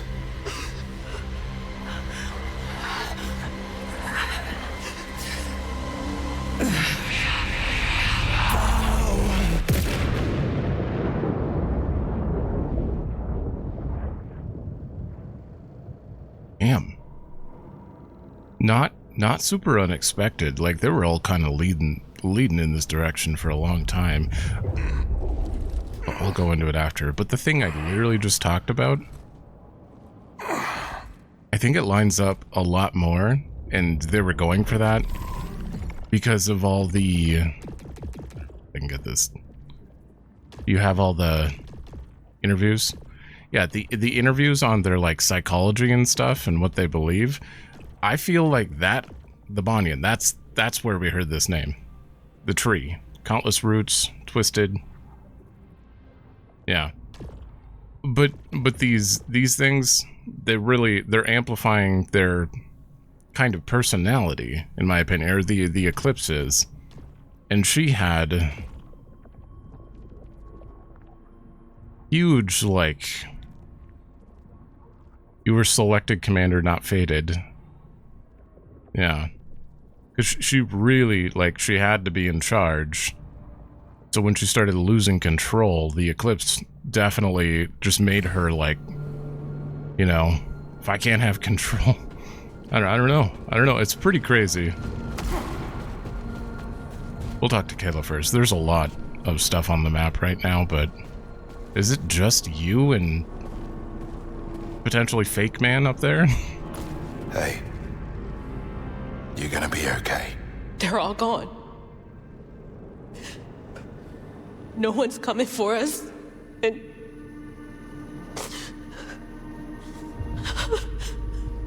Kayla, you have to push that away. Please. I need you to fix something I found. It's urgent. I can't do that now. No, you're the only one that can. I need your help to get to the city. I'll find the colonists and I'll... Stop, Arjun. Just stop. Stop telling me lies. Just leave. That's all you ever do.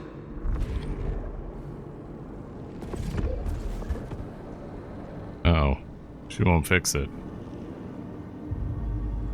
That's probably gonna send him a little...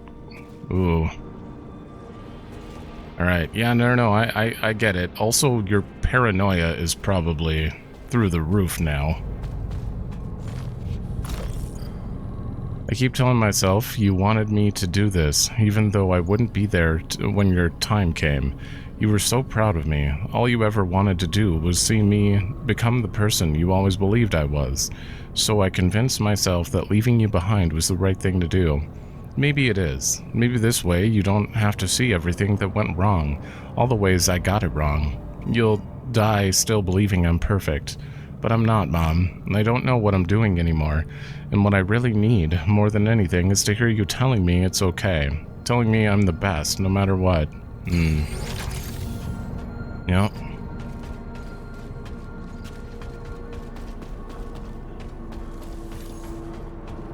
Yeah, I don't believe that was normal.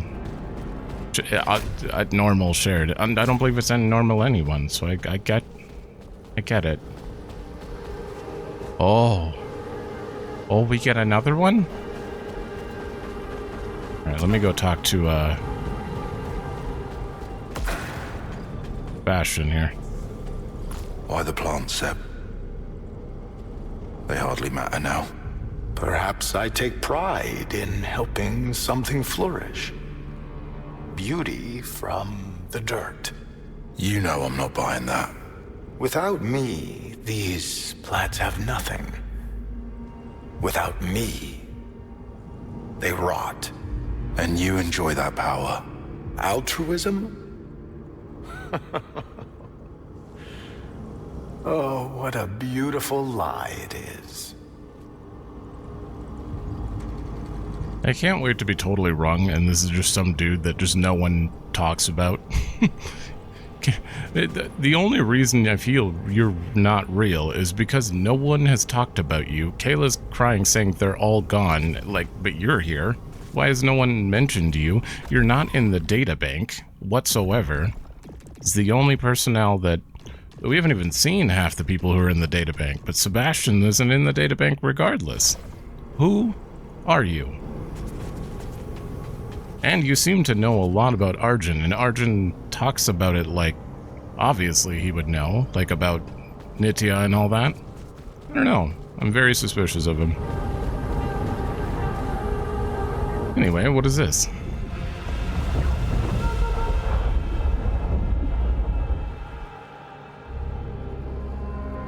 Back here?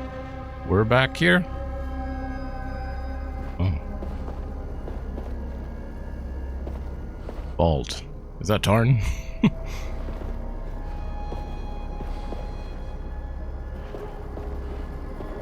You keep trying to come back?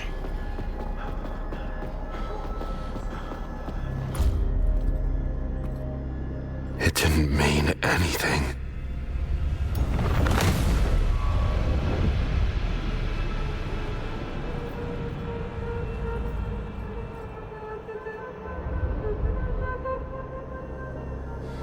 What didn't? Did you cheat on her? That's all I'm getting from glasses there. Oh, that blew up.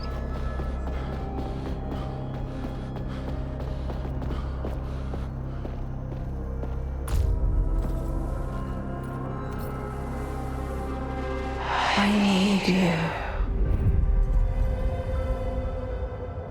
I need you too.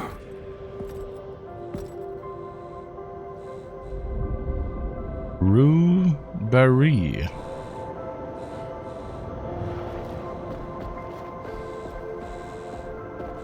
What does that word mean?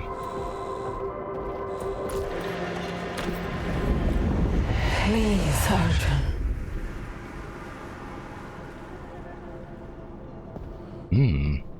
Is it the name of a hotel? No, this was a mistake.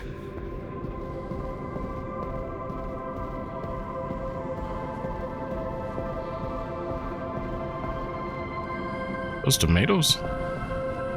Strawberries. Strawberries.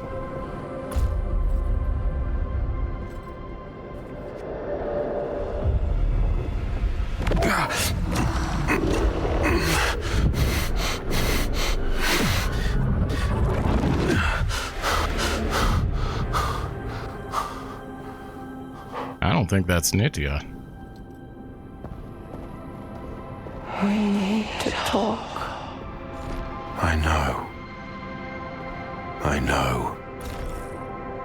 Two of your colleagues came to our door, two men smirking. I didn't like the way they looked at me. They said you hadn't showed up today. I said I didn't know where you were. They just looked at each other and laughed. It wasn't a kind laugh. Then one of them says, I bet you don't. The other just leered at me. God, these men you work with. I found the bottles, and that much I do know about. What else, Arjun? And where were you last night? Okay. Okay. Yep. That seems pretty clear then.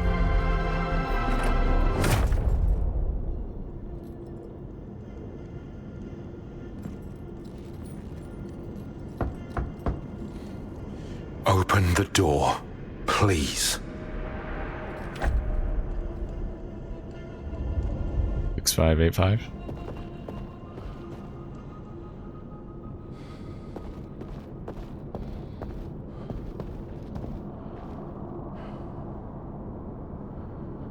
Interesting. There's is that the banyan tree?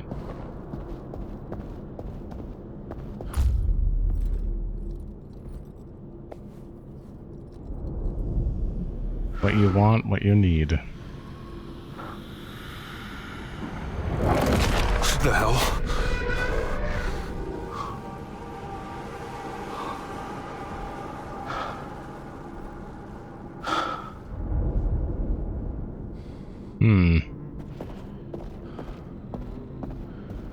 Ooh.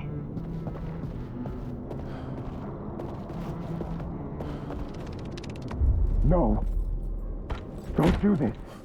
Sev, let me in.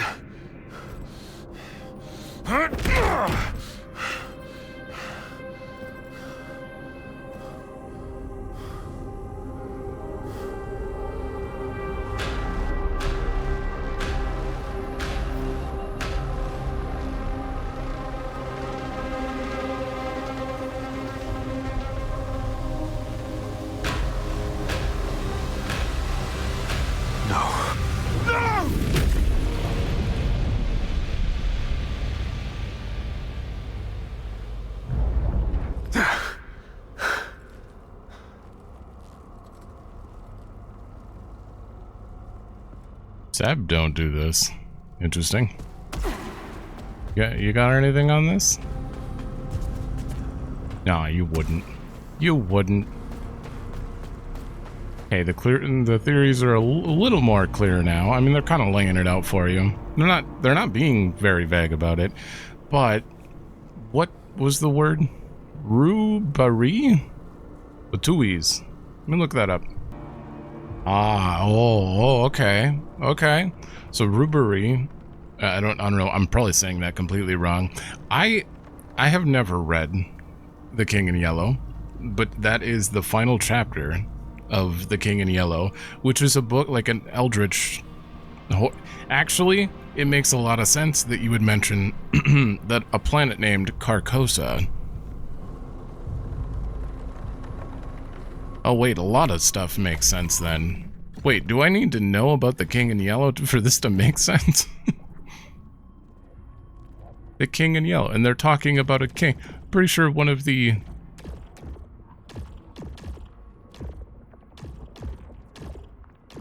Wait, this is just the King in Yellow. Because reading that book is supposed to make people mad, like go crazy. Not really, but it's supposed to be like a really twisted, crazy. I don't know too much about it. Honestly, the most I know about the King in Yellow is actually from Sucker for Love. But I do remember them talking about Carcosa from there, which is the planet. The eldritch god you're talking to is from. They are the King in Yellow. I kind of want to look more into that book now. I didn't even really... Where is it? Oh, I'm gonna find this. Aha, it was you, because you only had one line and I was confused about it. When they finally did speak after the killing was done, it was of a king, a golden king. They won't find me. Slaughter people they'd known for years. Yeah, you're all going mad for the king. Interesting. Interesting. That's interesting. Okay, that puts things in a completely different light then. All because of Rue Barrée, and that is being a chapter. No easy choices. Take charge, make a statement, troll. Clear. Sorry, I hit pause. Please. I can't let them see what's happening to me. I am okay. I'm okay. I'm okay. Oh. Why don't they listen to me? The contempt. The sneering contempt. I was chosen to lead. Yep. Sorry, in the middle of that, I tried to move my camera, but I hit the pause button instead, so it probably cut that off very awkwardly. There is a hum beneath my skin. The yellow shore calls me in my sleep to a place older than maps, where the air feels like fever and the dawn seeps through broken glass. I know what waits there is not mercy, but I know its waves speak the language of my endings. But when they whisper my name, I yearn to go. Then I wake, tasting salt. Ooh. If you are hearing this, I have found my purpose. I came all this way and found what I really wanted. But the shore has me now.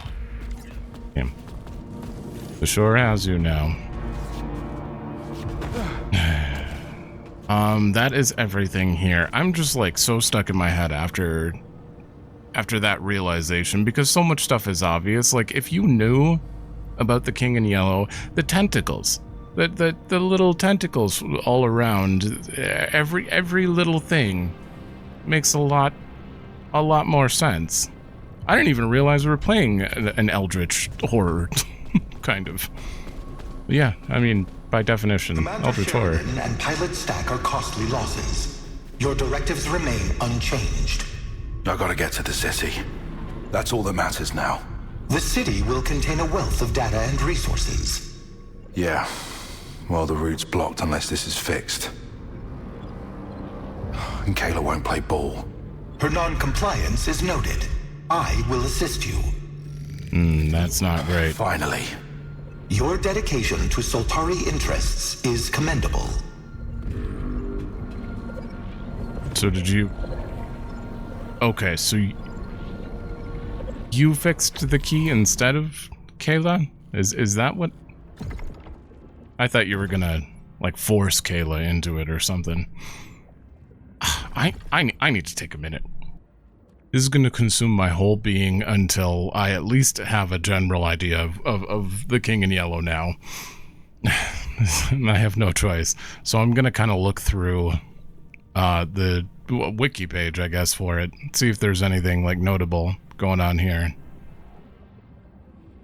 Probably the single greatest book of weird fantasy written between Death of Poe and Rise of Lovecraft. Interesting. Influenced by Lovecraft himself. Play within the stories that recurs as a motif. So there are 9 books. The first 4 are loosely connected by 3 main devices. A play in book form titled King in Yellow. Mysterious and malevolent supernatural and gothic entity known as the King in Yellow. Yeah, there is kind of a yellow gothic kind of tone to the city too that we're getting towards. Eerie symbol called the yellow sign. Is it a spiral? These stories are macabre in tone, centering often artists or decadents. First and 4 stories set in America. The Mask, the Court of the Dragon are set in Paris. Have you found the yellow sign? Okay, a story of egotism and paranoia which carries the imagery of the book's title. A dream story of art, love, and uncanny science. Man pursued by a sinister church organist who's after his soul. Time travel love story? Might be... Well, no, that's not what's going on with us, I don't think. There's some time shenanigans, though. Sequence of eerie prose poems. Fictional play, King and I don't think we're... There's actual fictional play going on here. War story. Romantic American Bohemians in Paris. Okay, I don't know if the inspirations are really important to what we're looking for. There's not much going on here. I need more. I need a better synopsis. This is not much. King in Yellow can be observed in the show's dark philosophy. Oh, for this show. I want to actually get some hold on. All right, let's give this Audible blog a try. Got a summary. It's got a plot thing going on here. 2 distinct parts. Recent influence can be seen. Yeah. I think the most recent influence. Oh my god, the notable. Okay. But it's now in this, at least in some form. Collection of short stories. Book is after a fictional play. First story. Intertwines themes of art and love. I wonder if where we were going in there was actually Paris then. That would make a little more sense as to line that up. Oh, here we go. Collection tone shifts from supernatural horror to more romantic themes. The remaining stories, these, and then ends with Rue Barrée, which give me one moment. Just copy that so I didn't have to type that into the chapters later. Throughout the book, scattered hints about the context of the fictional play that glimpses Casilda, Camille, and the Stranger, as well as mysterious locations such as Carcosa and the Lake of Halley? Halley? What's the Lake of Halley? Descent into madness, decadence, and moral decay. Blurred lines between reality and fiction. Is there anything about time, forbidden knowledge and its consequences, artistic obsession and creativity? Stack, in a nutshell? Fate and inevitability.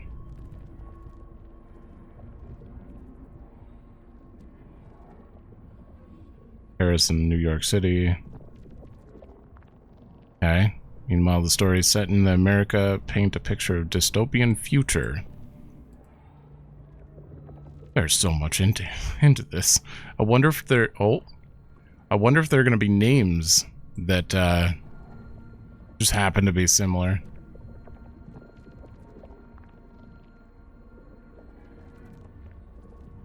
Okay, who is the mysterious titular character of the fictional play, though never directly appearing? King's influence permeates the stories, driving characters to madness and despair. The king represents an unknowable cosmic horror that lurks beyond human comprehension. Interesting. The Watchman haunts the churchyard across from the narrator's studio. Unsettling presence foreshadows the story's descent into horror. Could Sebastian be similar to, like, a Watchman? Presence foreshadows the story? Haunts the churchyard, or haunts the upper passage? Yeah? I don't know. I'm just trying to connect a bunch of stuff. It's just all in my mind, and I can't get it out. So it's either do this, or silently do it on my own. I figure maybe it's a little bit interesting to go through this stuff. Fictional city of Carcosa mentioned in the stories borrows from, a different... Okay, this isn't enough though. I wanted an actual, maybe without reading them, maybe you just couldn't get what's going on here. Like, even with a plot summary, there are 9 books, and some short poems. So, like, I don't know if you could actually... Wait. A time travel love story. Interesting. Okay, this one had the full text, and I read it, and I don't think it has anything. I can't draw any ties for this one. I wonder if I could find other books with this, though. It's not even that long. Is this considered one of the short stories or poems? No, it's definitely not a poem. It's quite short. It's got 3 parts. 2 parts. There's no third Roman numeral in there. Alright. Okay, so if you go by Robert Chambers, the King in Yellow shows up here as, like, the overall for all these, which is something. Along the shore, the cloud waves break, the twin suns sink beneath the lake. The shadows lengthen in Carcosa, strange is the night where black stars rise, and strange moons circle through the skies, but stranger still is lost Carcosa. Songs that the Hyades shall sing, which in Greek mythology was rain nymphs, where flap the tatters of the king, must die unheard in dim Carcosa. Song of my soul, my voice is dead, die thou, unsung, as tears unshed, shall dry and die in lost Carcosa. Act 1, Scene 2. That was a song. Oh. Rue Barrée. Can I... You have the whole chapter for this one? Well, I feel like wait. This one's very long. This one might be too long for me to just sit and read. 5. Oh boy. I might read this one on my own after. Okay, well, whatever this is, for let the philosopher and doctor preach of what they will and what they will not, each is but one link in an eternal chain that none can slip, nor break, nor overreach. Crimson nor yellow roses, nor the savor of the mounting sea are worth the perfume I adore that clings to thee. The languid-headed lilies tire, the changeless waters weary me. I ache with passionate desire of thine and thee. There are but these things in the world, thy mouth of fire, thy breasts, thy hands, thy hair upcurled, and my desire.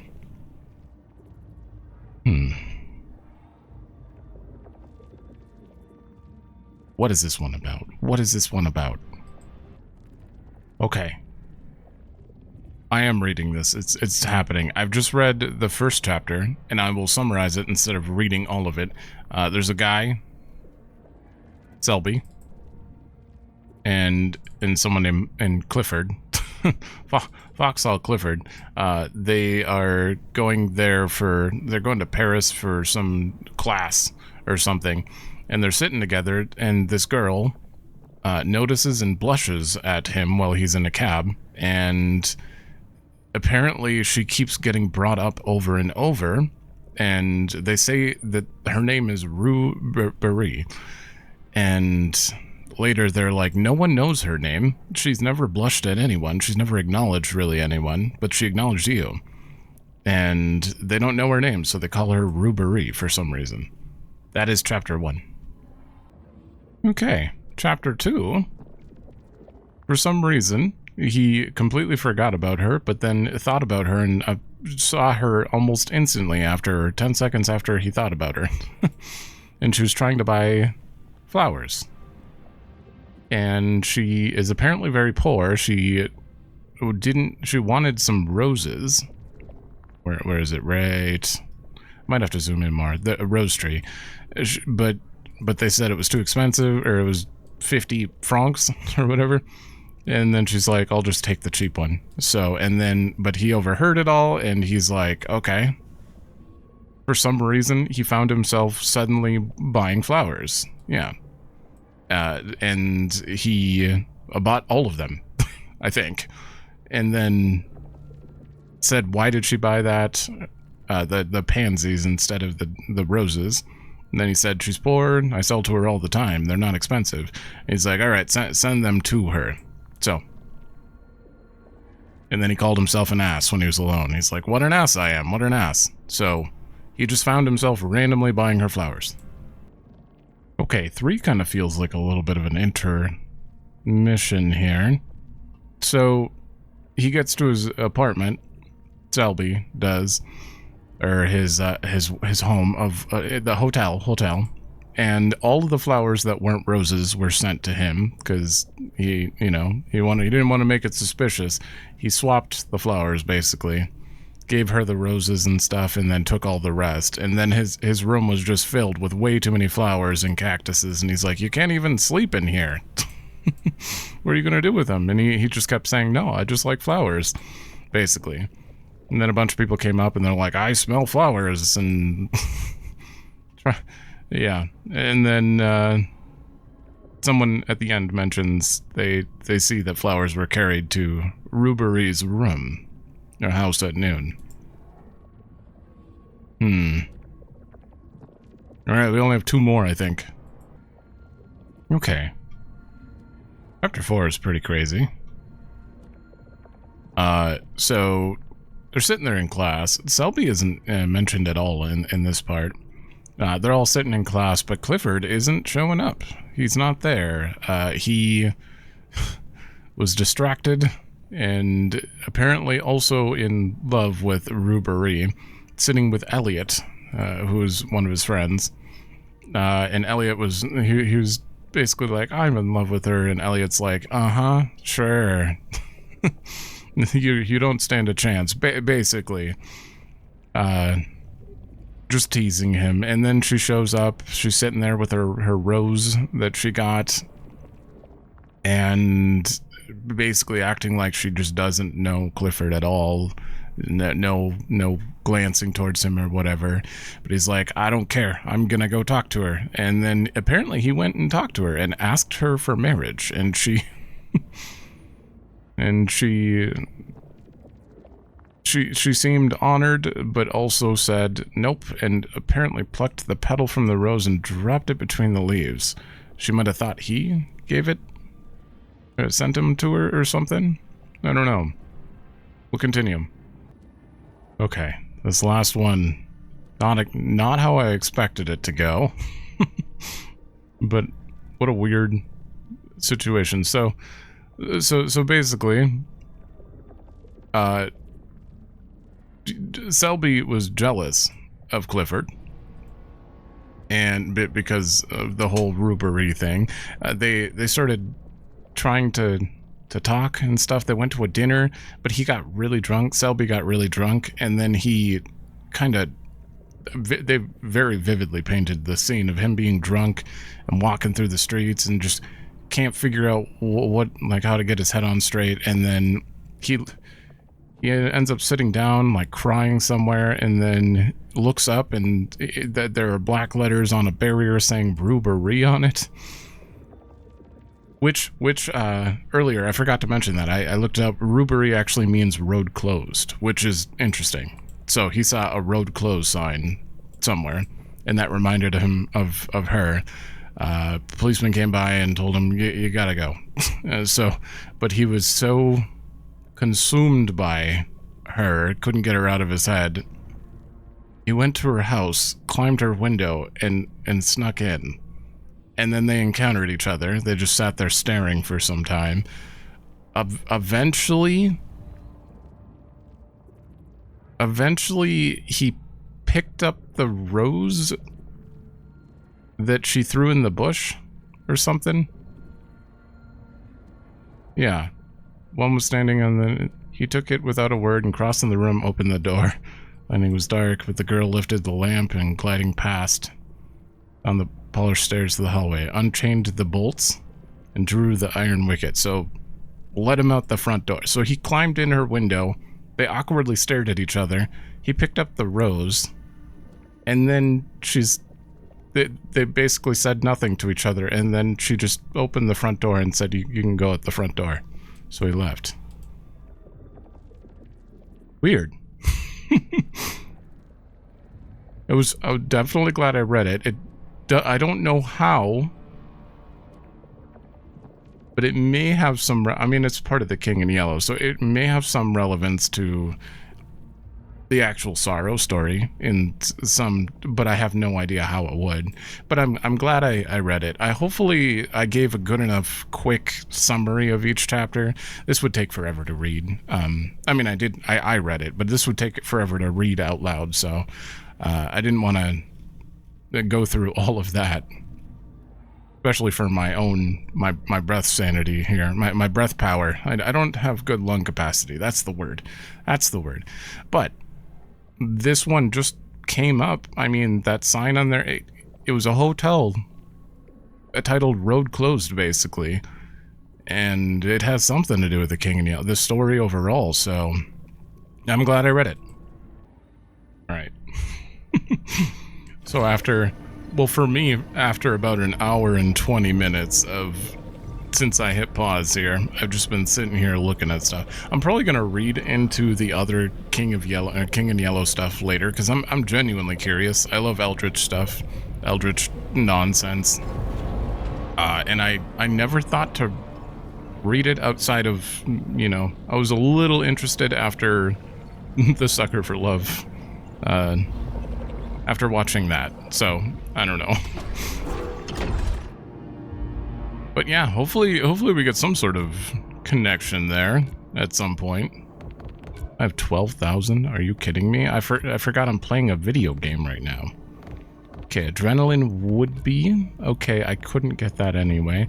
I did say I really wanted to get more proficiency to start, and these are just good stats overall. It's gonna be very expensive, but that wasn't too bad. Oh. Just move up. Yeah, we're buying that.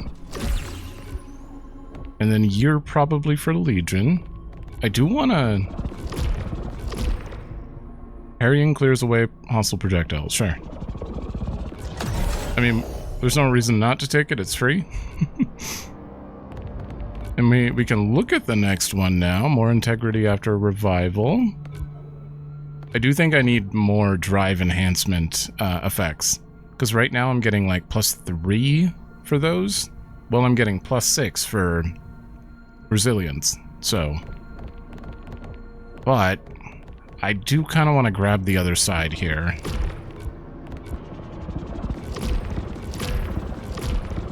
Oh no, I can't afford it.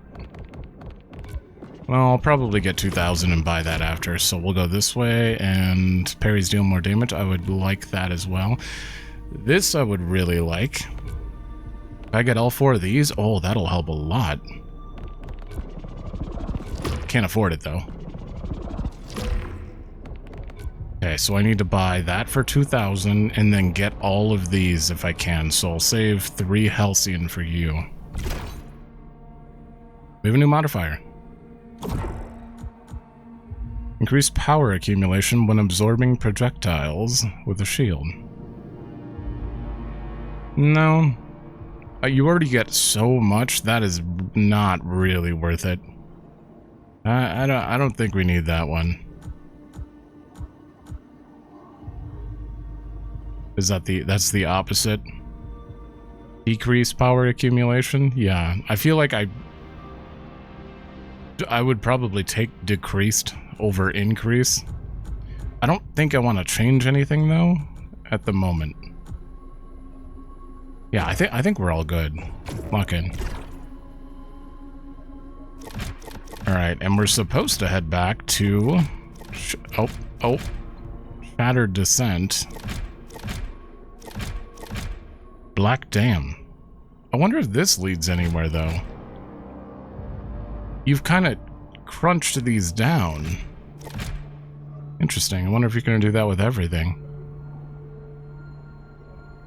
Okay. We're going to head back. We don't have too much more time in this episode, but spent the whole time consumed by that. Soltari personnel detected. I'd like to see where we're going, and then we'll read the databank. Glad you're still alive, Devraj. Stack and Sheridan are dead. If you had come back, you could have protected them. We both know they weren't cut out for this. Don't get hung up on it. Focus on what you want. We'll deal with this later. Use that. It'll keep you alive. Yeah, he is kind of consumed by his desire. I guess that might be the relevant takeaway. So we're all that's left. Kayla's still there. It's hit her hard. She's no use to you now. Don't look back. What you need is ahead. What about Sebastian? Okay, this might be a cutscene. So close now. Oh no. Reach the Carcosan city. Alright. Soltari signal detected. Yes. Never doubted you, Nitya.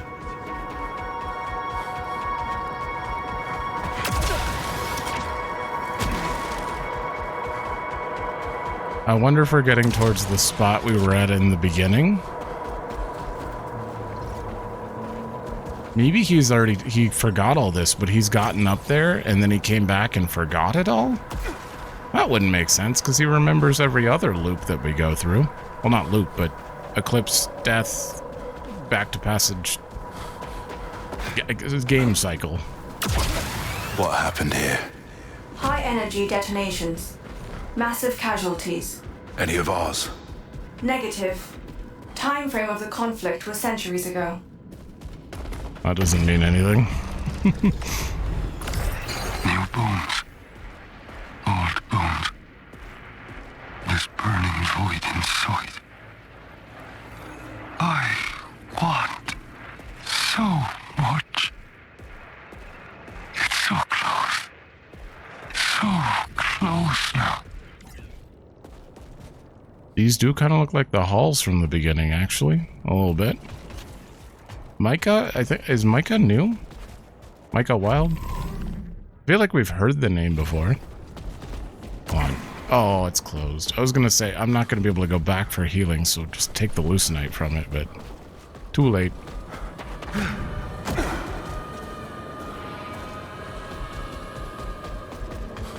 Alright, I'm just looking for a teleporter before we stop. Ooh.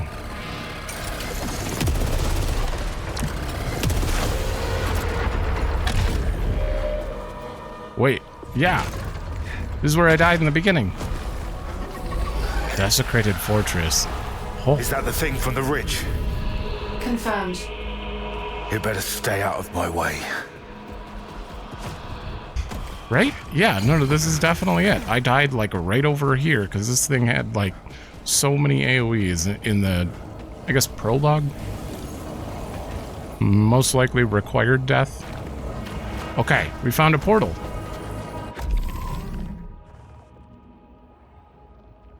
Which means I probably should just read the databanks while I'm at it. God damn it, I feel like we haven't... Well, we got a lot done. I forget that this is part of the episode before, but... obviously, since I'm recording it later, I'm like, wait, this feels way too early to end an episode, but... doesn't matter. So I'm going to do Databank. You can skip ahead if you're just curious about that. Or curious about moving on. So, I will not be doing anything else. We have... I have to clear you off. We have quite a few hostels left to read about. Why is that still lit up? Now it's gone. Why are you still... Oh, 50. Why didn't that work for text logs? Desecrated Fortress, a vast and ornate city, or citadel, which may have served as a capital of the former civilization, or perhaps is simply the last major settlement still standing. It appears to have been subject to a long and devastating siege, meaning it now retains only a fraction of the former resplendence. All evidence so far suggests that the siege was part of a power struggle within the prior society, which faction proved triumphant remains unknown. Gotcha. Alright, let me check weapons. We'll wait on weapons. Never mind. Guardian's been updated? Oh, complete. Oh, the white part is when you complete it. What the hell? We bound him in a prison of rot deep down below the rise, so far below the prophet of dirt, unable to see the eclipse, the sun screaming death. The prophet of dirt? Oh. Alright, Eclosion. Native ground-based fauna with extremely rapid locomotion, confounding most automated target systems. And furthermore, the Eclosion will place itself out of sight wherever possible, therefore frustrating... I don't know, obey the sun.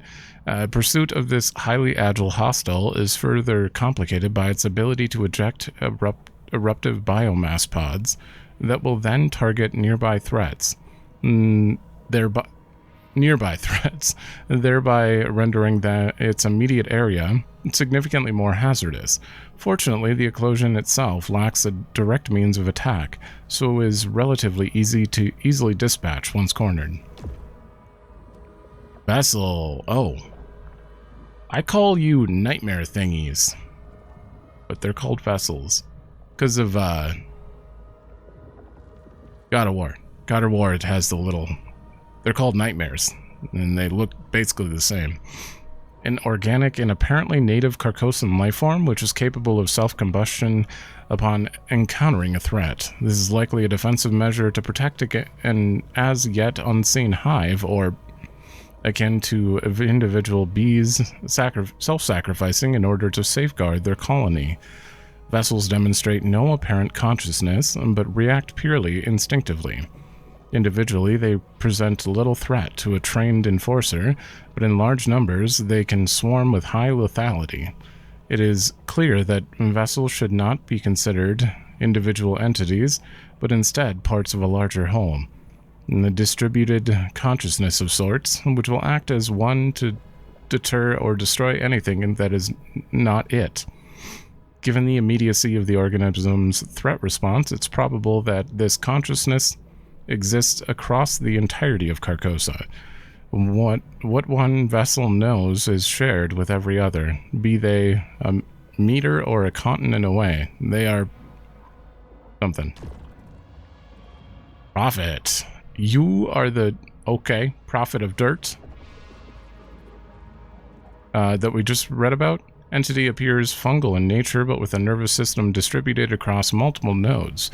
It is able to infect and alter the behavior of other Carcosan species in a manner akin to the effect of Ophiocordyceps unilateralis upon rainforest ants.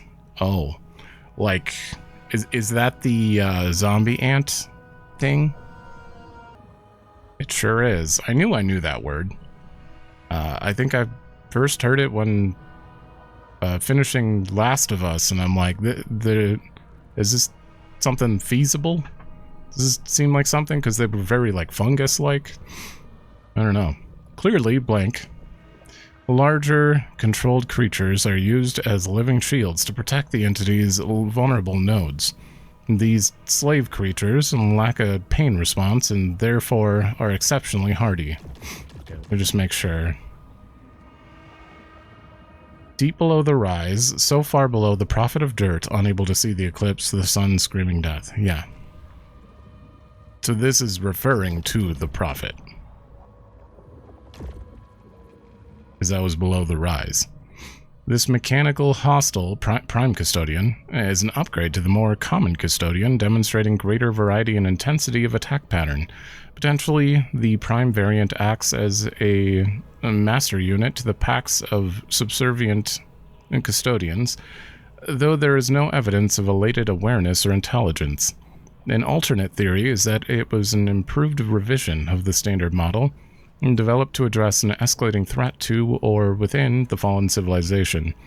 If the prime variant is indeed a more senior custodian unit, yet no more intellectually capable, the question remains, why would a civilization capable of such remarkable technological feats not have developed far greater machine intelligence than this? It was surely not beyond their capabilities, which implies a deliberate choice was made. For instance, perhaps later discoveries will shed more light on this. Keeper. Oh, you're keepers. Mechanical enemy of indeterminate age and design, the Keeper is clearly part of a wider defensive network, which has persisted long beyond the presence of its creators, but continues to follow its last assigned directive.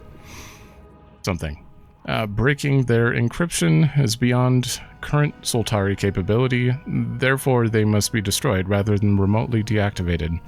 Individual keepers are relatively easily contained, but in larger clusters they should be considered a significant threat. Given the scale of the ancient mining operations below Carcosa's surface, it could be reasonably assumed that keepers were once as important for creating access to Lucenite as they were for deterring threats. Their explosive capabilities make them significantly faster than boring, though the comparative expense required seems wanton, and without concern for the stability of the subterranean environment. If this truly was their core function, this implies that their creators were desperate to acquire Lucenite at any cost. We arrived from so far away, believing in ourselves. We were pure and impure, knowing nothing, wanting everything, unaware that we had been called. For each of us a purpose. And we have read about Vale because I accidentally clicked on it. I believe. That second paragraph. I don't think I've read about you. I think we clicked on this and I just forgot.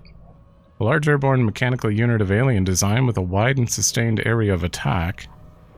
If left unchecked, its projectiles will soon blanket an enclosed area, making navigation extremely hazardous. It is also capable of targeting nearby threats with downward firing directed energy beams, intended to deter close engagement. This self-defensive feature clearly exists because of the Vale's near-constant projectile emissions necessitate a vulnerable on its underside. Oh, yeah. The sheer volume of and constancy of the Vale's projectiles strongly implies a former purpose as a crowd control unit. Its cage-like emissions would have been able to contain or shepherd dozens of life forms, while several Vales working in unison would have made an area effectively impregnable, or into a lethal prison.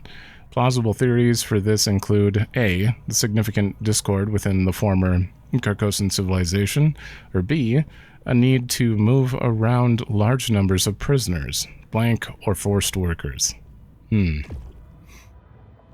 Devastator. Oh, this thing. I hate this thing. This is the one that, like, dashes to you and then keeps the little lasers on you. The pinnacle of mechanical entities encountered on Carcosa, an airborne juggernaut bristling with weaponry, yet remaining surprisingly maneuverable despite its size and weight. While the Devastator's immense size means it can target with ease, be targeted, surviving its brutal litany of attack patterns is another matter. Each weapon is, however, mounted to a particular area of its behemoth frame. An observant enforcer may therefore be able to calculate which will fire next, and I never thought about that. Unlike the majority of mechanical hostiles encountered on Carcosa, the Devastator is without doubt purely a tool of suppression or conquest.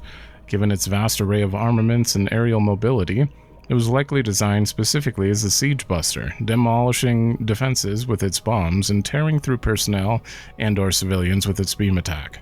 It remains unknown whether this was used in the event of internal strife or was in readiness for invasion of other worlds. And somewhere far below, stinking and wailing, the forgotten prophet, each of us believed ourselves king, but there was him, first and last, always him. The forgotten prophet, deep below. The king is deep within Carcosa? I wonder if these are telling a story, and I need all of these decrypted to read them like in order or something, the white part. I don't know. Hollower, a hovering mechanical hostile of alien design with a fast sniper-like cannon attack that cannot be evaded without use of Enforcer armor's locomotion aids. Due to its smaller size and light construction, the Hollower itself is also extremely agile by machine standards and therefore can be difficult to... Fortunately, it is unable to move while firing its primary cannon, and in addition to the cannon aperture, offers a significant vulnerability while open. Although now a fearsome threat to Soltari interests on Carcosa, the Hollower is surmised to have originally been designed as a mobile boring machine, with its high-impact cannon attack able to carve smaller tunnels or clear cave-ins within the Lucenite mine. That said, building on suppositions that the former civilization used a non-voluntary workforce to build its industrial installations, the Hollower would also have been an effective perimeter guard, able to pick off escapees or eradicate sickly workers from... Excubator? Excubator? That's a weird word. A mid-size and mechanical hostile which appears closer to an automated defense system than an autonomous machine. It is mobile and indeed airborne. Particular care must be taken to avoid its ventral spike, against which Enforcer armor offers little defense. However, it is arguably most dangerous when stationary. The Excubator can burrow into the ground and emit ongoing beams, and similar in nature to a fixed alien hazards encountered across Carcosa. As such, multiple Excubators working in unison can transform an enclosed location into a death trap, or... Yeah, they're the ones that do the 4 beams in all 4 directions and spin. As with the other mechanical entities on Carcosa, it likely had a utility function during the height of the fallen civilization. It has been noted that there have been significant past interference in the Carcosan ecosystem, including genetic alteration of fauna and even wholesale removal of entire species considered to be...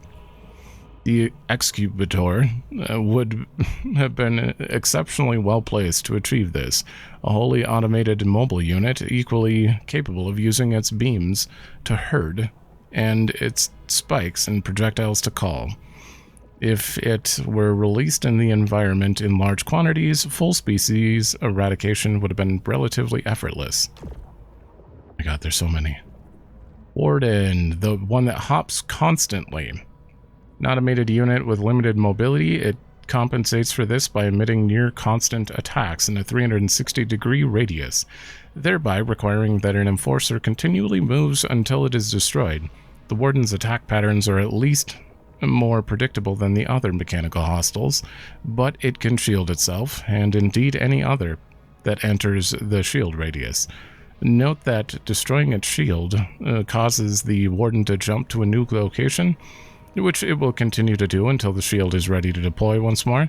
While other mechanical units had clear utility functions in the past, the Warden is more obviously a tool of war.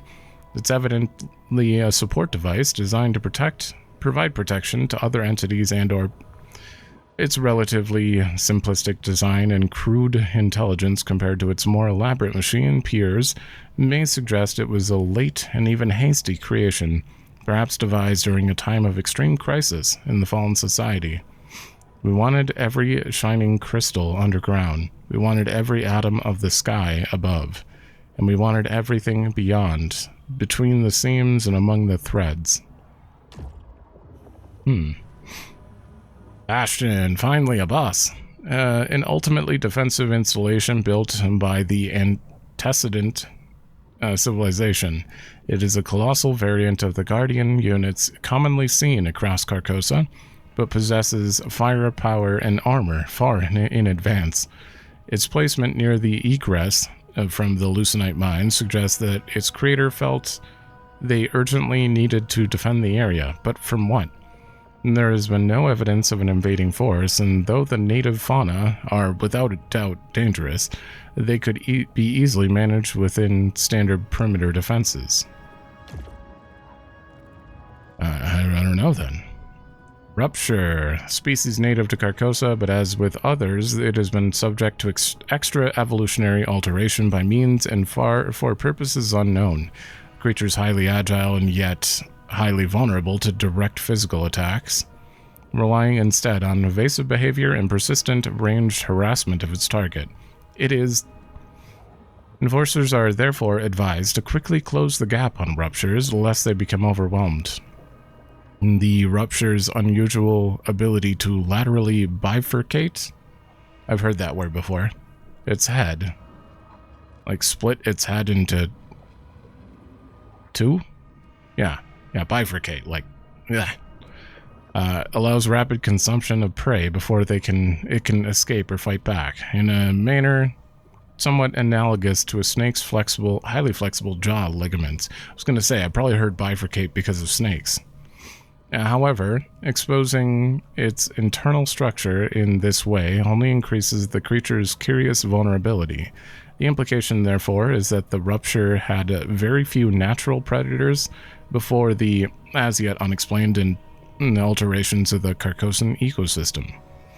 She saw in him what she had seen in another long before, what she had fled from to win a new day. And together we promise that it must end.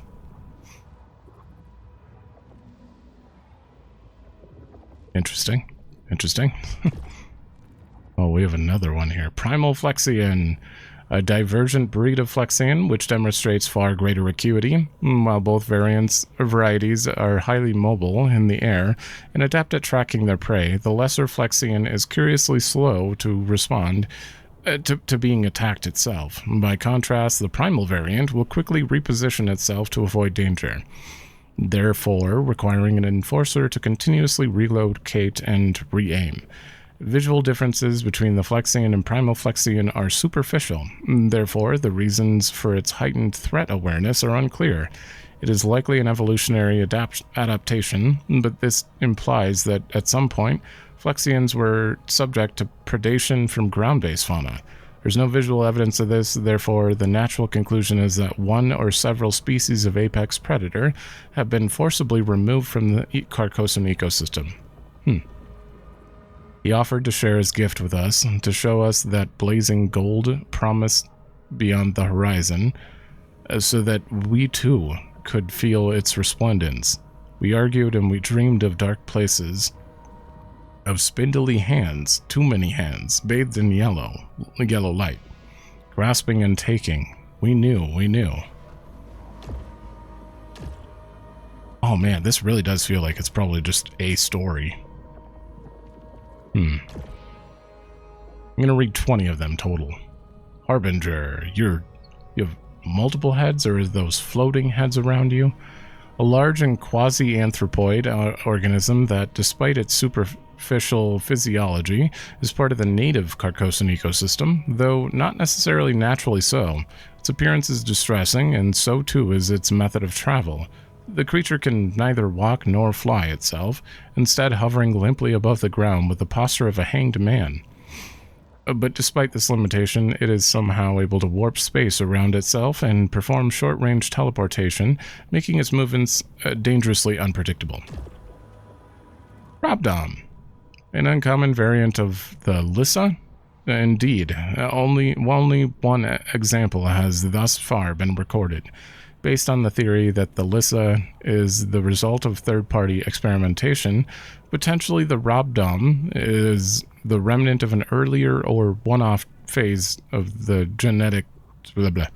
In any case, the Robdom evidences broadly similar behaviors, but is noticeably even more dangerous, possessing a particularly lethal ranged attack not seen in the standard Lissa. Is Lissa farther back here? No, we haven't been able to read about them yet. I'm gonna hold on to the rest of them. There are a lot of them. They're very long, but if we're at Robdom, that means we've read up to one area behind, because we have to read through the Blighted Marsh enemies now, and Legion. But yeah, it shouldn't be too bad. We're gonna get a bunch of new ones in this episode probably or in the next episode for Desecrated Fortress, but I don't know. There's a lot of good information there. I personally really like learning about the enemies and what they potentially, you know, were about before we got here. I like that quite a bit. I could take or leave, you know, their actual learning about their defensive capabilities and stuff. That's not super big deal. I've seen it in action, so it's like, you're just kind of reviewing info, but I do like the other half of it, where we actually learn, like the Lissa. They have a ranged attack that the other one, or Rob down, making them somehow different. And why would that be? Are they a different genetic phase? That's more interesting to me, so. But I'll keep reading all of it, regardless. Anyway, I'm gonna end it here. In the next one, we're gonna just start right into the Desecrated Fortress. I'm very low level going into this, so hopefully we don't die right away. We'll see. But thanks for watching. Let me know if you like it, and I will see you in the next one.